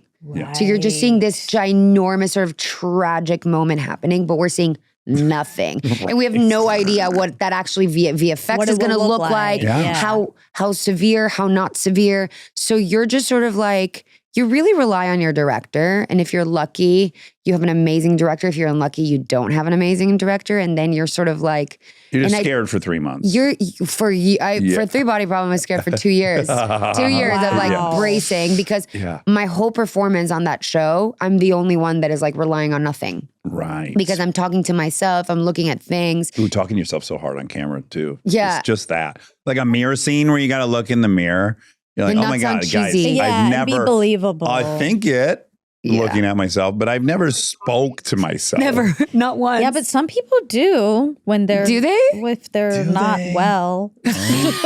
Okay. I've seen They're having like a not well, but- conversation with a second party Yeah. that's in the mirror. Hopefully that's not Okay. me, and hopefully I'm never there. Yeah, let's hope that for. But I'm gonna knock on pretending wood. that you can do it is terrifying. But yeah, so anyway, so blah, blah, blah. It's challenging, and I appreciate you. Oh, we have many scenes where we're just lights up. She is leaking tears, processing this thing. Yeah. Yeah, I was like, And then God like bless. how to kind of build an arc is where it becomes scary in these. That's where I find hard in these psychological thriller type of like discombobulating films because it's same on 3-Body Problem. You have to build an arc. Yeah, you have to be your craziest at the end of the second act. But you don't know because you never know, especially on Ash. Flying Lotus was sort of like, I can move scenes around. And I was like, wait, what do you mean? Because there's really not a necessary. It's not a super linear story. No, and then the flashbacks can be indifferent. So, but actually it's the most fun because then I would play every scene differently and then he had like an array of things to pick from. Yeah. So that's kind of the dream for someone that I can be quite type A in the sense of sometimes I get like I used to have gotten better at it. Because I came from a school of like, there are certain directors that want a very specific type of performance and I had worked in a row with a lot of those directors. So it was very healing for me to kind of go into a place where like, just go for it. And I was like, Like, what do you mean? Yeah. they're like, go for it. And that felt scary for me for a while. And so it was great. And so we played a lot of different things. Fun. I'm sure that movie made you better, Yeah, good challenge. I hope so. right? That was a big exercise. That was like heavyweight, heavy reps. I'm really scared of this movie. Are I've you? never been more you scared did of a great. movie. You did such a good job. Thank you. Yeah. I hadn't seen many of these movies, so I was watching it. I know you're going to be watching I Care a Lot now, for sure. Yeah. You really Oh, sold yeah, now that I He's can like, see. I want to go. No. Wait, didn't you cut the pegging scene? Yeah, boring Now, now. see, now I don't need to see No, it. there's little heavy makeouts here and there, but no pegging. Where do people see it? It comes out March March 21st in movies. in the All theater. everywhere. Okay, great. It's It's not wide release, which why I'm also really scared. That's awesome. Sure. Though. So we need a lot of love. Please go watch it. Yeah. Go to the movies. The movies are fun. I miss the movies. And it's a horror movie. Like Yeah. I love going to the movie theaters for a horror movie. Exactly. Yeah, Or like horror and Substance, as you comedy. said, was such a good movie to see in the movie theater. I loved it. Because everyone's like into it and laughing and kind of screaming. And it's that like communal thing we just don't get anymore. Exactly. Wait, did you work with Josh now that I think of it? Did you work with Josh? Yeah, we did a movie called When in Rome. You don't need to see it. Kristen's the lead. Josh is her love interest. Ooh, I'm weird. one of 3 suitors trying to get Kristen. It's Weird. from a long time ago. Oh, yeah. This was within the first 3 months of us dating. It's 18 years ago we made this movie. Wait, so you were dating before you did the movie? Yes, which is a wonderful story because the Disney did not want to hire us. We've been dating for 3 months. They're like, we're not hiring a 3-month boyfriend and girlfriend, and then they break up in 3 weeks, and then the By whole the way, movie's that's ruined. very smart. Right? Yes, Very From smart. One of my best friends, Andrew Panay, Yorgo. was the producer, and I was like, George, I promise you, no matter what, I will not break up with her. At least while I'm filming the movie. Yes. We barely made it. We were living together. It was a disaster. It was a disaster for us living together 3 months in and shooting a movie. Because they were in together. Italy. Well, when only in for a Rome. week. We were mostly it was this dark apartment in New York where we were in Oh, for you Lord. just 2 weren't months. here, so you had to live together. Yes. We were shooting in New York and then in Italy. So you said, let's just jump in and straight up live together while making We a were like, movie. well, That sounds insane. I'm like so frugal. I'm like, well, let's combine our living thing and then we'll pocket the thing. We get home and the relationship is in a state of total disrepair. We decided to go to a couples therapist, her therapist. Like 3 months? Well, now we've shot a They were movie about together, to so now we're break up. 4 or 5 months. Okay. Yeah, I'm out. We took a motorcycle trip home to Michigan. It was a disaster. I left like, I hope I never see this person again as long as I live. I'm sure she felt the same way. We get home, we go to couples therapy, and I say to the therapist, I go, I made this promise to not break up with her during the movie because of my friend. I said, but now we're back in real life, and I don't know that we're gonna make it. And he goes, well, it's really interesting you're saying in real life. You're back in real life. Because actually, that was real life. Right. You This is not. commit, Yeah. we're not breaking up. And I was like, Oh. my That God, is- that that is actually, what- yeah. That is. It's all that perception. seems so stupid. But Yeah. I honestly No. was like, oh, wow, that is it. You go, no, under no circumstance. So we must figure out how to make this work because we're not breaking up. So weirdly, it was a kind of a breakthrough in And life. how many years are we in now? 18 or Wow. 18th year. Wow. Frozen is my favorite movie of all time. It Well, good news. is? You'll have 3 and 4 coming Wow. your way. I don't think any adult that has no children has gonna watched say, Frozen wow. as much as I That's have. the first time I've heard Well, that. if you like musical theater and great- singing, Like it all makes kids, sense. like I would go on dates with guys, and I'd have like my Spotify shuffle, and your like, strap on in the back and, seat. yeah, in the back seat, and then all of a sudden it was like, "Do you want to build a snowman?" And I'm like singing. They're like, "This is so weird." Yeah. You can totally tell I had no like childhood, and I was like a child star who like got completely ripped away from having a childhood. So now I'm living it at like Did you love Wicked too? I went to the movie theaters to watch it 17 times. Oh, God I've watched. bless. I cried. I was blown away by it. Yeah, the one line got me to well up. It's right before, what's the last song they sing as they're on the broom? Defying. Defying gravity. But it's like a stanza before that. And anywhere, of anywhere, of everywhere. Unlimited. Unlimited. Together we're unlimited. It got you. I was like, oh, fuck. Yeah. Yes, you are, girls. Yeah. Did you watch I the welled Oscars up. last night? No. Oh my God. Did they rip it up? Ariana came out and sang a song from The Wizard of Oz. She Yeah. sang Somewhere Over the Rainbow. Yeah. Right. And then Cynthia came out and sang a song from The Wiz. Oh, my Lord. And then is they like- sang together. They sang together that. Defying and it Gravity. was like together we're unlimited. It gave me chills. Just yes. repeating it gave I me know. chills.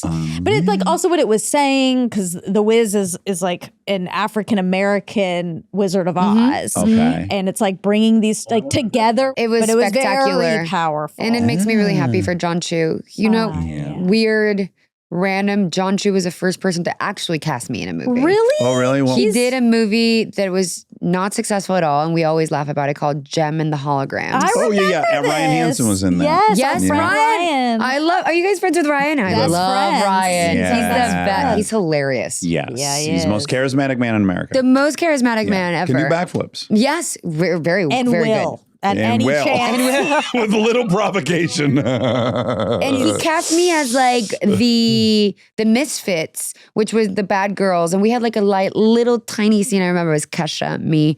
And we had 2 lines at the end of the Gem and the Holograms because supposedly we were going to do another one. Never happened. Yeah. But it was my first role actually before Baby Driver, now that I think of it. Wow. And we've been friends ever since. Yeah, he's John a Chu and I. sweetheart. He We've known is. him. All right. Well, Eiza, this was so fun. Yes. Thank you guys. Really It was great job amazing. on Ash. Thank Everyone watch you. Ash. Go to the movie theater. It's scary, and you'll have that communal experience where you're screaming and I'm so maybe excited. throwing up a little bit. Oh, well, Yeah. You grab your titties out of fear. You know, you grab your titties, you're like, Yeah. That's a Grab your good. titty. That's a good sign. Thank you so much for having me. I'm such a fan of the podcast. I'm really thank happy to be you. here. We were Thank so happy you. to I I have hope you. people don't think that I'm insane. I'm not insane. You're not no one thinks insane. that. No one thinks that. It's time to let all that go. Anxiety go. It's all behind us. All right. Adore you. Thank you. Thank you guys. Bye. He is an armchair expert, but he makes mistakes all the time. Thank God Monica's here. She's gonna let him have the Her facts. all time, her like my Matt and Ben Yeah. is Mr. Tumnus. Who? What's his name? James McAvoy. Who Oh, great pick. I know, great picture. but she picked him while he was Mr. Tumnus. Who's Mr. Tumnus? In like Lion Witch in the Wardrobe. So he's like he's like a centaur or something. Oh, wow. And we were seeing it in the movie theater, and she was like, "Is he hot?" And I was like, "No." Wow. And he's turned out to be quite hot. Yeah. It's so charismatic. I guess I've never met him. What did that just make me think? Oh, I renamed whiskey, and I feel like it's such a good name for him. What is it? First of all, conjure him in your head. Okay. A little mogwai rat. And then he eats right? people. 3 yeah. legs. We decided he's Tiny Trump. Oh my God. So his new name is Trimp. I love Picture his that. face and picture Trimp. That's exactly. This is my dog Trimp. Ew. Yeah. It's really accurate in a gross way. Trimp. Because it's kind of like shrimp, which he's shrimpy. Yeah.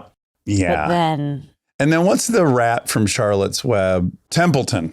oh, So his name is Trimp Templeton something. I've forgotten his last name, but now he's got a whole new 3 names. I like that. He really looks like a trimp.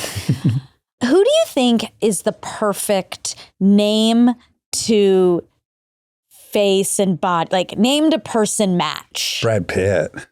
Really? I guess just those words symbolize now hotness and Yeah, but I don't know. That's like chicken or the egg. sure. I mean more like Oh, that reminds me.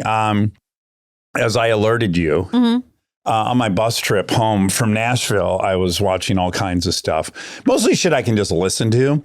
Great rec if you're just driving and you want to listen. Turning Point, that 10, what's that? it's on Netflix. It's 10 episodes, but really the history of the nuclear arms race and all the twists and turns. I wrote down stuff in my notes that I want to bring up. Thank God. You're going to like it. No, you're going to like one part. Okay, great. But anyways, I gave Temptation Island a chance. Right. I've never done that. I couldn't do it. I'll blame it on driving and needing to look at probably hot co-eds. But I I'm also assume that's getting, the whole point. It's very visual.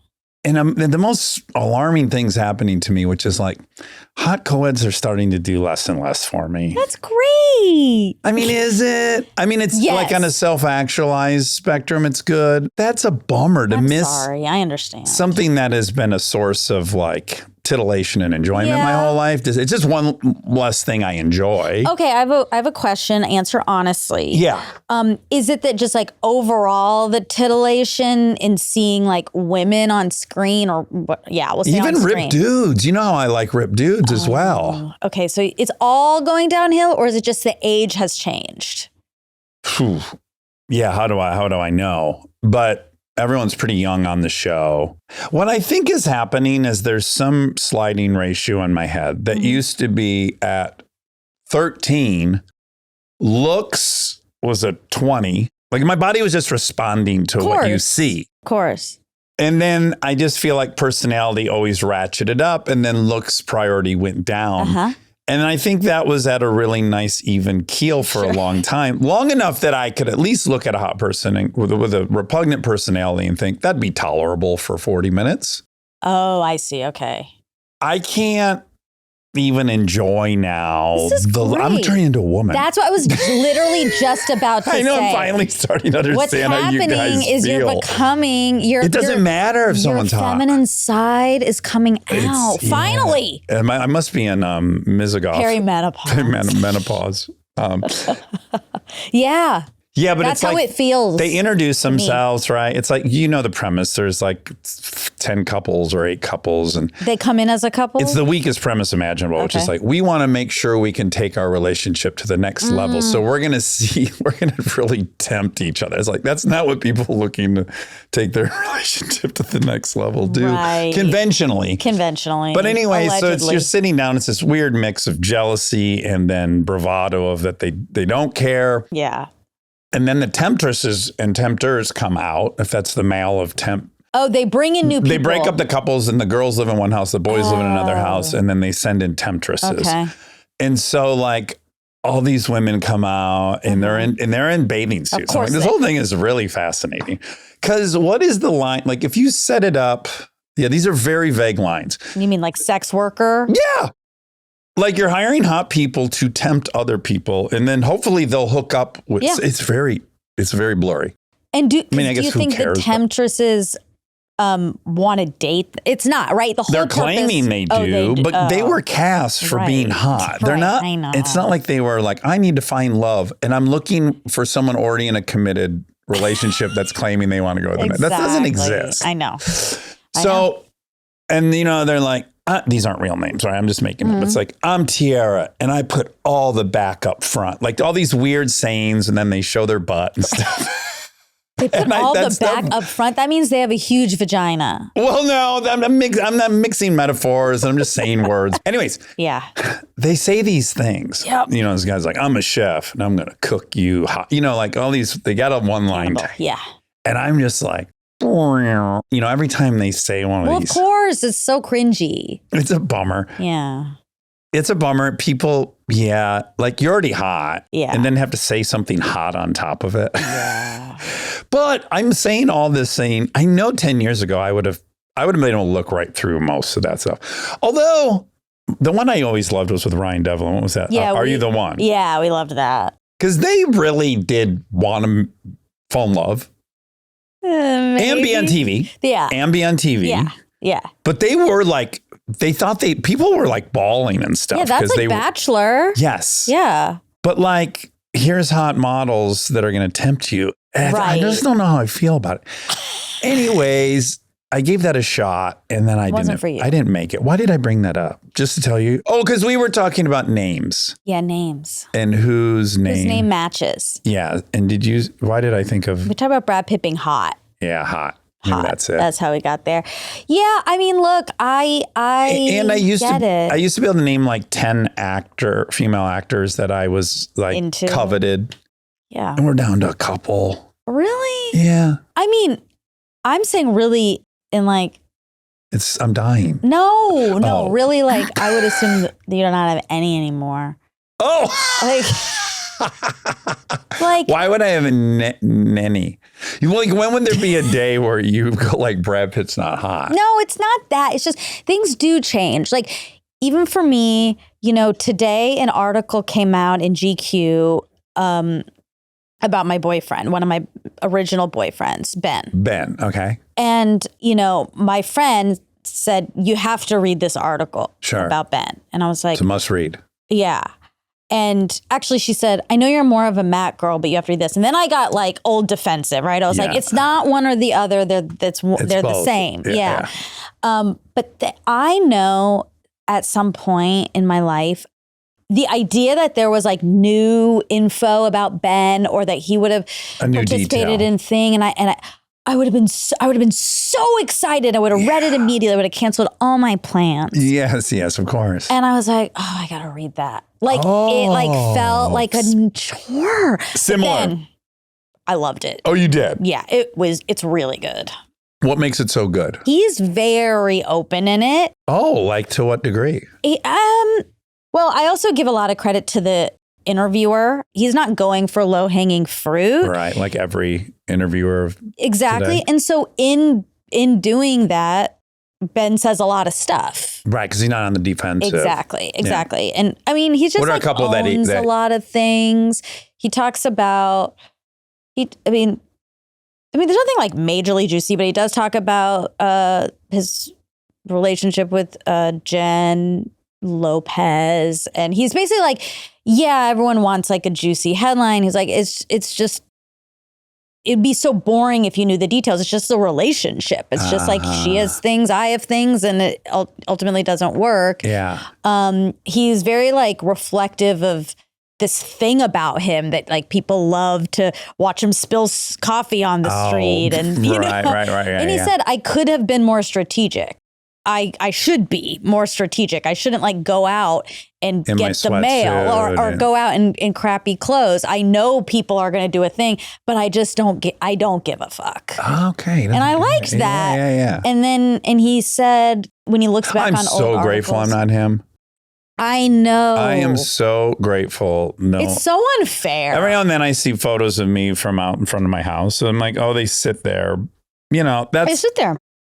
That's a bummer, but it's not like if I go to the store, there's ever. And that people are waiting for you to do something very silly. Yes. And by the way, just make it through an entire walk to Starbucks from Without your doing car without looking goofy at one point. Exactly.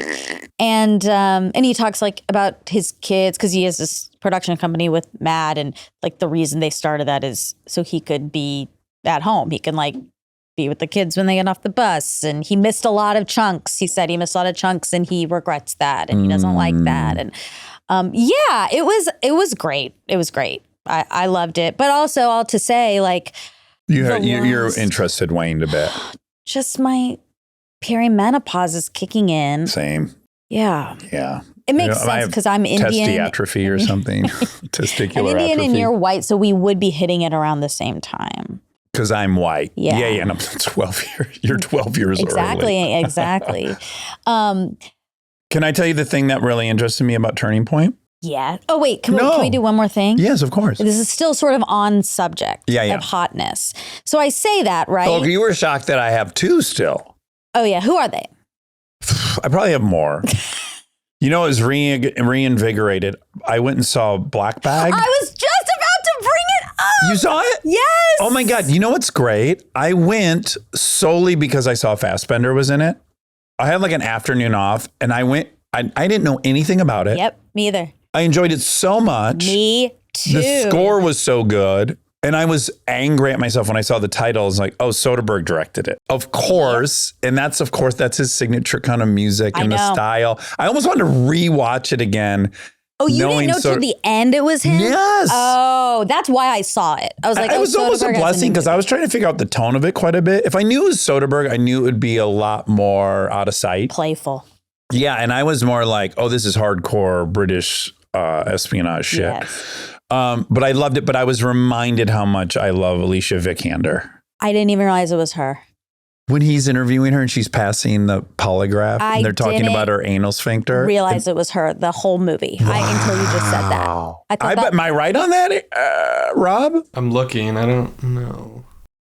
That would be really embarrassing if I have the wrong actor. She looks like her now in retrospect. Did you like that actor? Yeah, she was great. But Fassbender? Who's your crush? This is it's crazy that you said it because what I was about to say is, we're saying this lusty thing, but I saw Black Bag and I thought it was so sexy. Yeah. And he's so sexy in it. Which is interesting because he's so reserved. But it's like... controlled.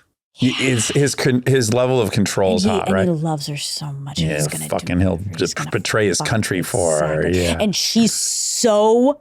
beautiful in it. Cate Blanchett. Yes. And also, like, I'm really upset because her outfits are so cute in it. And then I just want all the outfits. Okay. Really bad. Okay. Yeah. Anyway. I think that was her. Yeah. I think we could probably well, you're in front of a computer. She's not listed on the IMDb. You just go to cast Black Bag. She's not listed there, but... It's not her. The AI It's not overview. her. Yep, Marissa Abuela. Wait, what? Does that not look like her? It does look like her. And they're a couple. This girl is Marissa Abuela. She was great. Oh my God, I'm great. You so can add humiliated. No, but you can add her to your list now. Although she's 28. Oh. That's a little dicey. Wow, man, I'm embarrassed. This is actually why you're liking young people less, because I do think whether you are conscious of it or not, that you wouldn't really want to make that decision. Oh, I couldn't date any of these people. Is that not abundantly clear? No. It is clear, but I think when you're like watching Temptation Island and it's like, God, it's just like not doing it for me. I think it's because there's a subconscious streak now going through, like, as you've said before, there has to be some reality to your fantasy. Well, okay, well, let's back up for one second and just go like, societally, it's disgusting. To be with a when you're 50 person. years old and you're dating a 25-year-old. I'm not here to judge. But I'm just saying, societally, it's embarrassing. If you're out at a fucking dinner with all your peers and they all have wives as peers, as I do. Yeah. And you've brought a 20-year-old. Yeah. That's fucking embarrassing.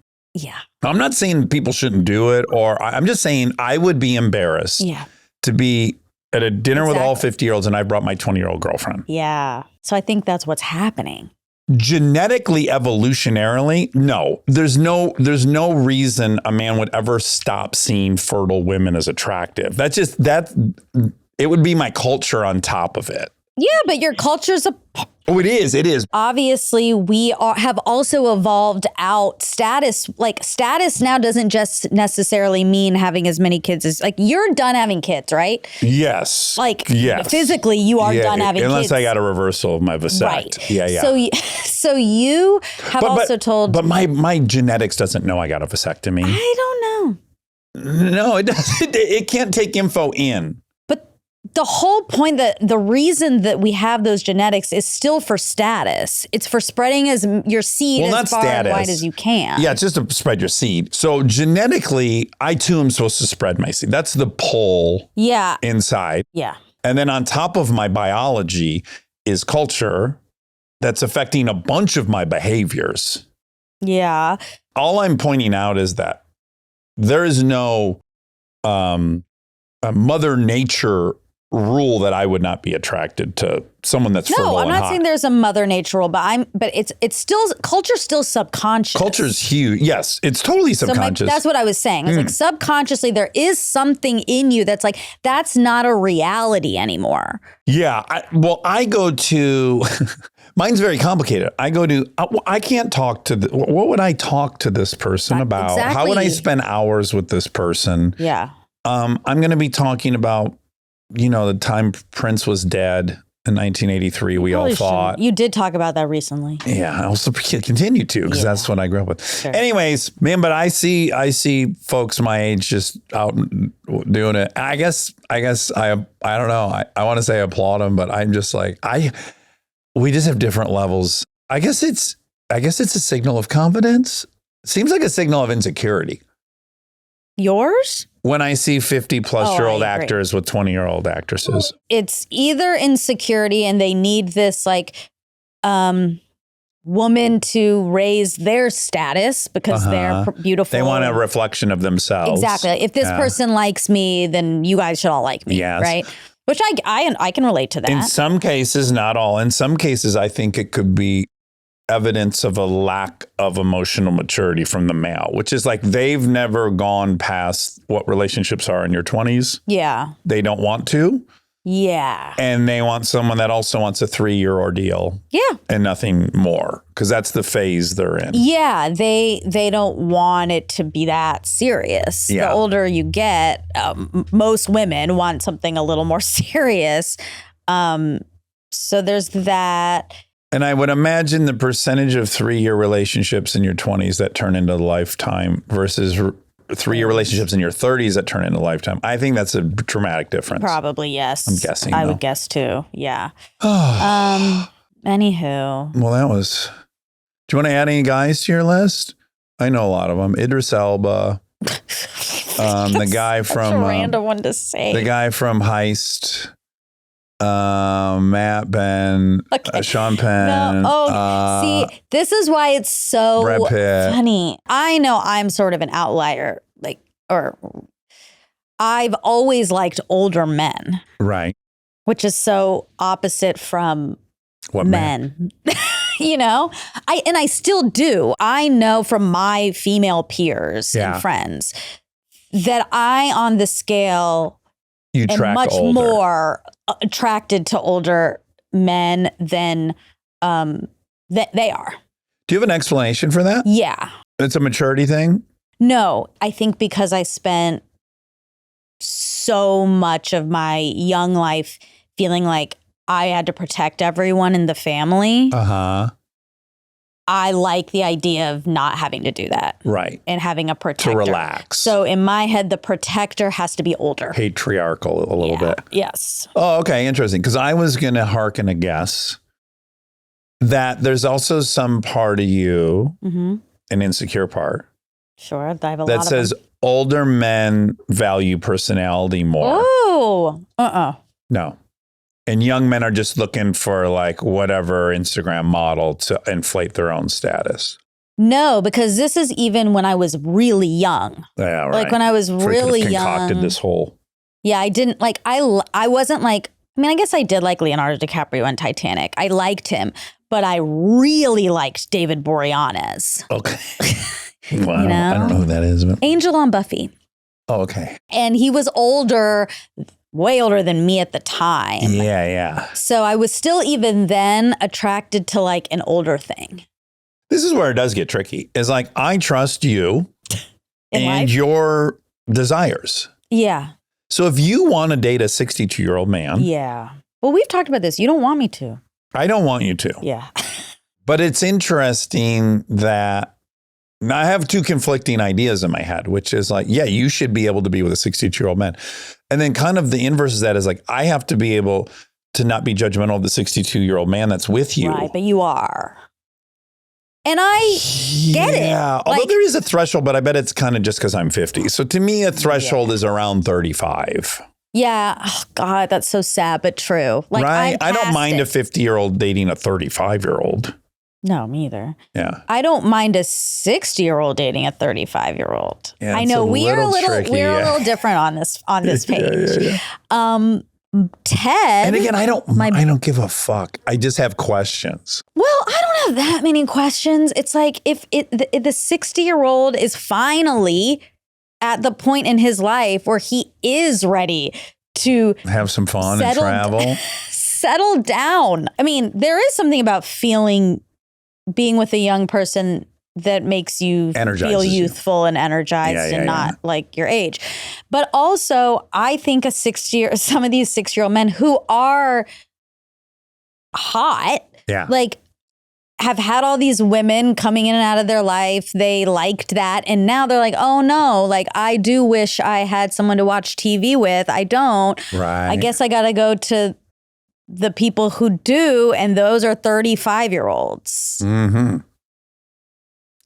Who like to watch TV. Yeah. I love to watch TV. Yeah. I watched all of Adolescence this weekend. Great. Great show. Great show. Really intense, beautifully done. The acting's Impressive. Holy shit. that boy. Brand new. Brand new. Talk about, for people who haven't seen it, we have mentioned it before, but all of it is in very long takes. I don't know if they bridged some together or not. They might have, but it's sold as a oneer. They apparently didn't. So for people who don't know, although I do think we said it, but just in case, it's the story of a boy who's accused of murdering a 13-year-old boy who's accused of murdering a girl that age. Too. Yes. And it's 4 episodes. They're hour-longs. They're oneers. And it's really heartbreaking. It's intense, but like intense in the reality of life. Stay tuned for more Armchair Expert, if you dare.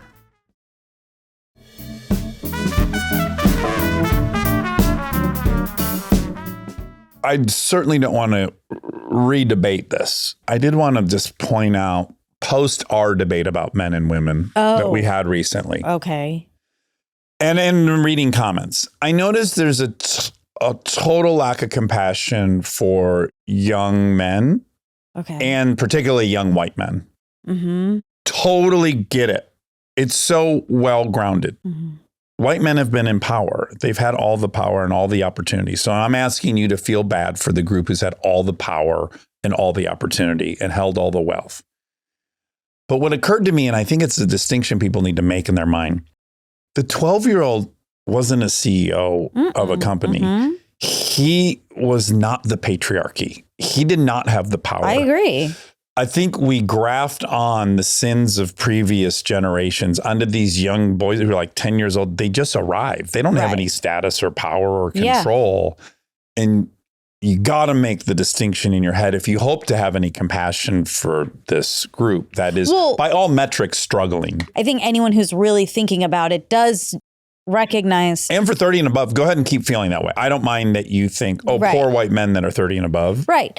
But I think most people who know what's going on do have compassion. And even if you don't have compassion, you have to have some fear and some level of like, this is a huge problem that we have to look at. Yeah, it's a tinderbox. It is. But I guess what's like the show depicts in, I think, a great way is the outside influence on a lot of these boys. Yeah. It gets into incel culture, which was funny because I was like, I don't know so much about it. Like, I don't know barely anything. They're explaining a lot of stuff that I was like, oh my God. My understanding of incel is like, it's a very fringe part of the internet where these guys who are like, I'm never going to have sex. And then they hate women. Yeah. And then I saw this clip that went around, which is incredible, is one of the very popular vlogging incel guys saying it was gay to have sex with women. I mean, that's so fucking twisted. Yeah. But I didn't realize it was like super common knowledge among young people, or at least in England, if this show's to be believed. Yeah, and there's a whole culture around it. There's emojis that mean things, and it's a whole, and there's this like 80-20 rule where 80% of the women, it's part of like what incels say, which is, I think, true. On social media, or rather on dating apps, Yeah, that 80% of women are interested in 20% of men, but then they take it to this level so because of that, we have to hurt them. I just think it's like the least thought out fucking thing in the world to be like, so the answer to that is like hurt them and kill them. That means then 0% of you, but that doesn't have to be. Like the reason is because a woman will be with a man who's not like that. Like it's dragging all these boys in to increase the chance that will happen. Well, they have to figure out what the 20% on dating apps are doing and replicate it. Right. Again, because the college graduation rates are dropping. And if you got to be a college grad to get that 20%, I mean, hopefully that'll just incentivize these dudes to go to college. They got to figure out what are the things. Yeah. And go get those things so they can get those mates. Also, I would hope women will start dating laterally. If that's the real dynamic on planet Earth, is that 80% of women are getting plowed by the same 20% of dudes. Like, that's not advantageous to them either. It's not good for women to all be fighting over 20% of the pool. Well, I think what's really happening is that women go dormant and they don't they're care like, as I don't much. need that. Yeah. And the unfortunate reality is that's more and more true. Yeah. And I'm not saying that's good, but it is more true that like you can. Well, yeah, you can be an independent. Yeah. Yes. And live like a happy, good life. That's but I would say most women. I don't think boys are as capable of. I agree. And so I think most women would prefer to be in a partnership, a good partnership. Yeah. Than be alone. But also, I think what's starting to happen, obviously, I can fully attest to this. We're also not going to be in a partnership that isn't equal, like that isn't good. It's preferred to be single. I would say both are going to suffer. Yeah. I think people should do what they've always done and form partnerships and that are healthy, though. Yeah. You know, like absolutely. That's the whole I don't want anyone to be in a bad relationship, but I want everyone to have a partner and feel fulfilled and have that children and keep the population. Yeah. I agree. I agree. I just think it's getting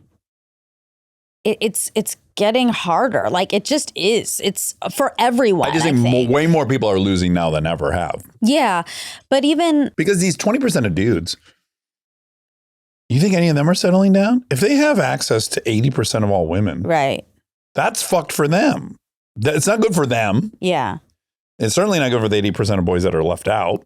Right. It's not good for the 80% of women trying to go after 20% of men. I guess the only people that are maybe thriving are the 20% of women who are with I don't know. I don't fucking know. It seems.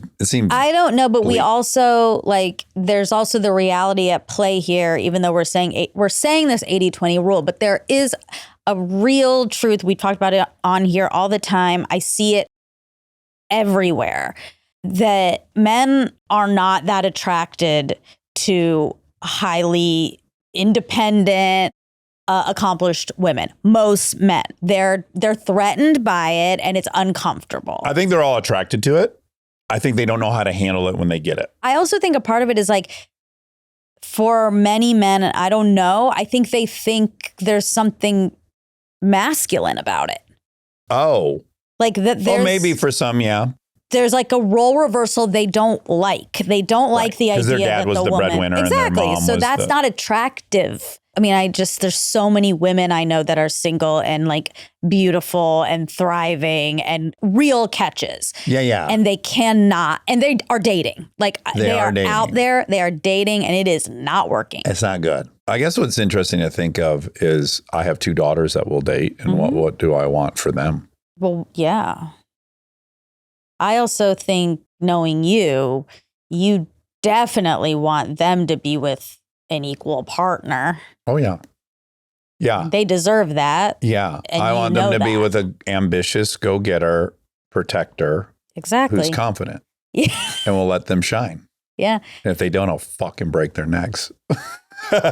So right there is the reason that's 20% of men. That's the whole thing. The expectation you have for your daughters is the expectation at this point that not most, but a lot of women have for themselves. But if one of my daughters dated a dude who wasn't ambitious, who wanted to keep a really clean house and be a super involved dad, and was nice and fun, I wouldn't be like, you shouldn't be with that guy. He's not a man. I think a lot of women would be fine with that if they have their own thing going on. This is where we get into some weird sort of tricky dynamics. We had people write in Distinct about this a lot. And there'd be some tricky dynamics then because they'd come home and in a reverse traditional situation, if it was a wife at home, a woman at home, they would be required to keep up the house and do the grocery shopping and do this and do this.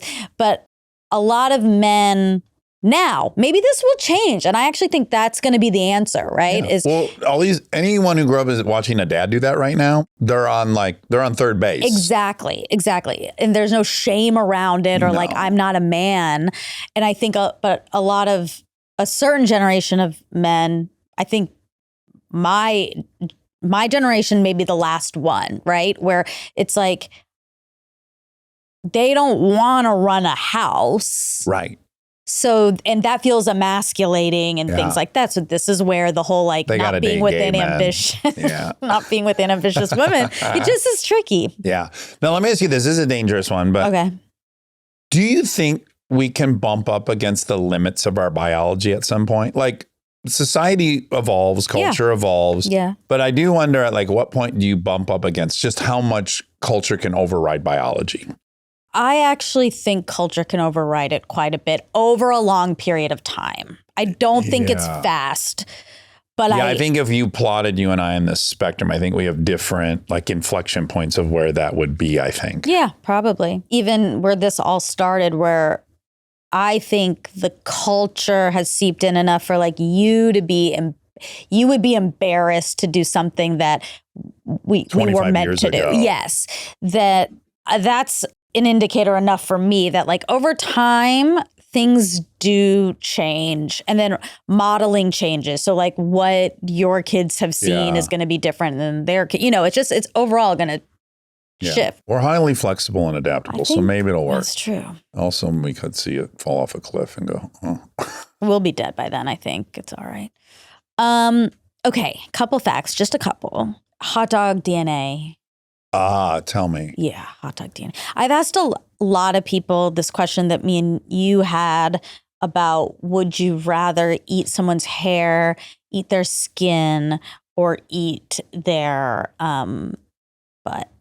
eat their skin, hair, saliva. Saliva, exactly. Well, the whole thing is, no, not all hot dogs contain human DNA, but a 2015 study by Clear Labs found human DNA in 2% of the hot dog and sausage samples they tested, with 2/3 of those samples being vegetarian.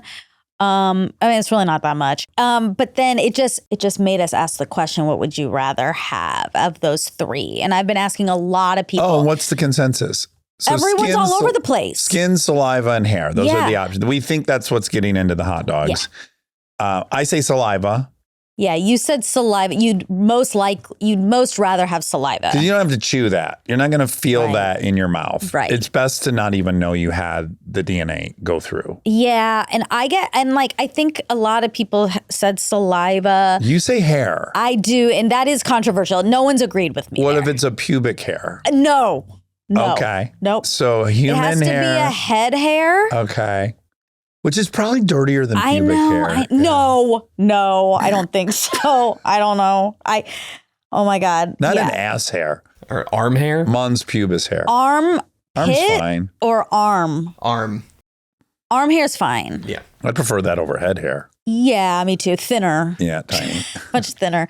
But the reason I say that, I think it's out of self-defense. It's because my hair's all over the place. And I think it's true that if you know me, you've eaten my hair. Yeah. Like to know me means you've eaten my hair. Unquestionably. Yeah. Yeah, undoubtedly. So I don't want to be gross. So I guess I'm I'm lobbying that hair eating's fine. What are people saying? They're saying saliva, no? Yeah, a lot of people someone said skin, which was shocking to me. That's the worst. Well, I think I would say skin. No.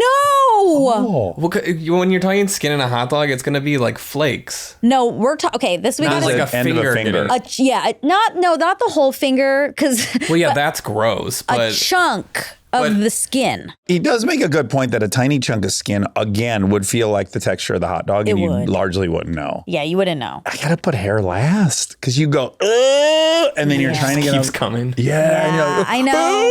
I know. Nobody likes that. But the reason is we've all done it. What if it's like 3 feet of hair? And I'm like, 3 foot hair. well, this is the other thing. Often, Do you think your hair is 3 feet long? No, 2.5. it's really long. Yeah. The other thing is if there is a hair in my food, which again happens a lot. Yeah. I am always like, it's probably mine. I immediately say to myself, it's probably mine. And then I don't look at the color and I don't think about it. And I don't have that luxury. Why? Because if I start pulling a hair that's longer than 3 inches out of my mouth, it's not mine. Well, it's not mine if it's this Unless it was my small armpit either. hair, which can get up to See? 9, 12 inches. See? Yeah. Could be yours. Yeah, look, I do think I'm in a rare group about hair. That's I cool, can though. acknowledge that. That's cool. We're punk rock. Okay, now the toothbrushing scene and Bring It On. I'm just going to play that. Okay. Okay, she's brushing her teeth. He's putting the paste on, Colgate, I think. Now he's brushing. They're like, it's kind of like meet cutie. Still going. Do we know why they're sharing a bathroom right now? No, I forget. Okay, he spit. Still brushing. Do you have any more volume you can give us? She spit. He spit again. Oh, wow. Okay. They're spitting and rebrushing. Now, I don't do this. I do it once. Okay, spit. They're also not, they don't have toothpaste. All right, wow. Oh, I don't know. I don't trust that. Spit. So it's kind of an aggressive back and forth. It's more of like a tit for tat, like a war. Anywho, well, that's that. Oh, well, thank you for those facts. You're welcome. All right. I love you. Love you.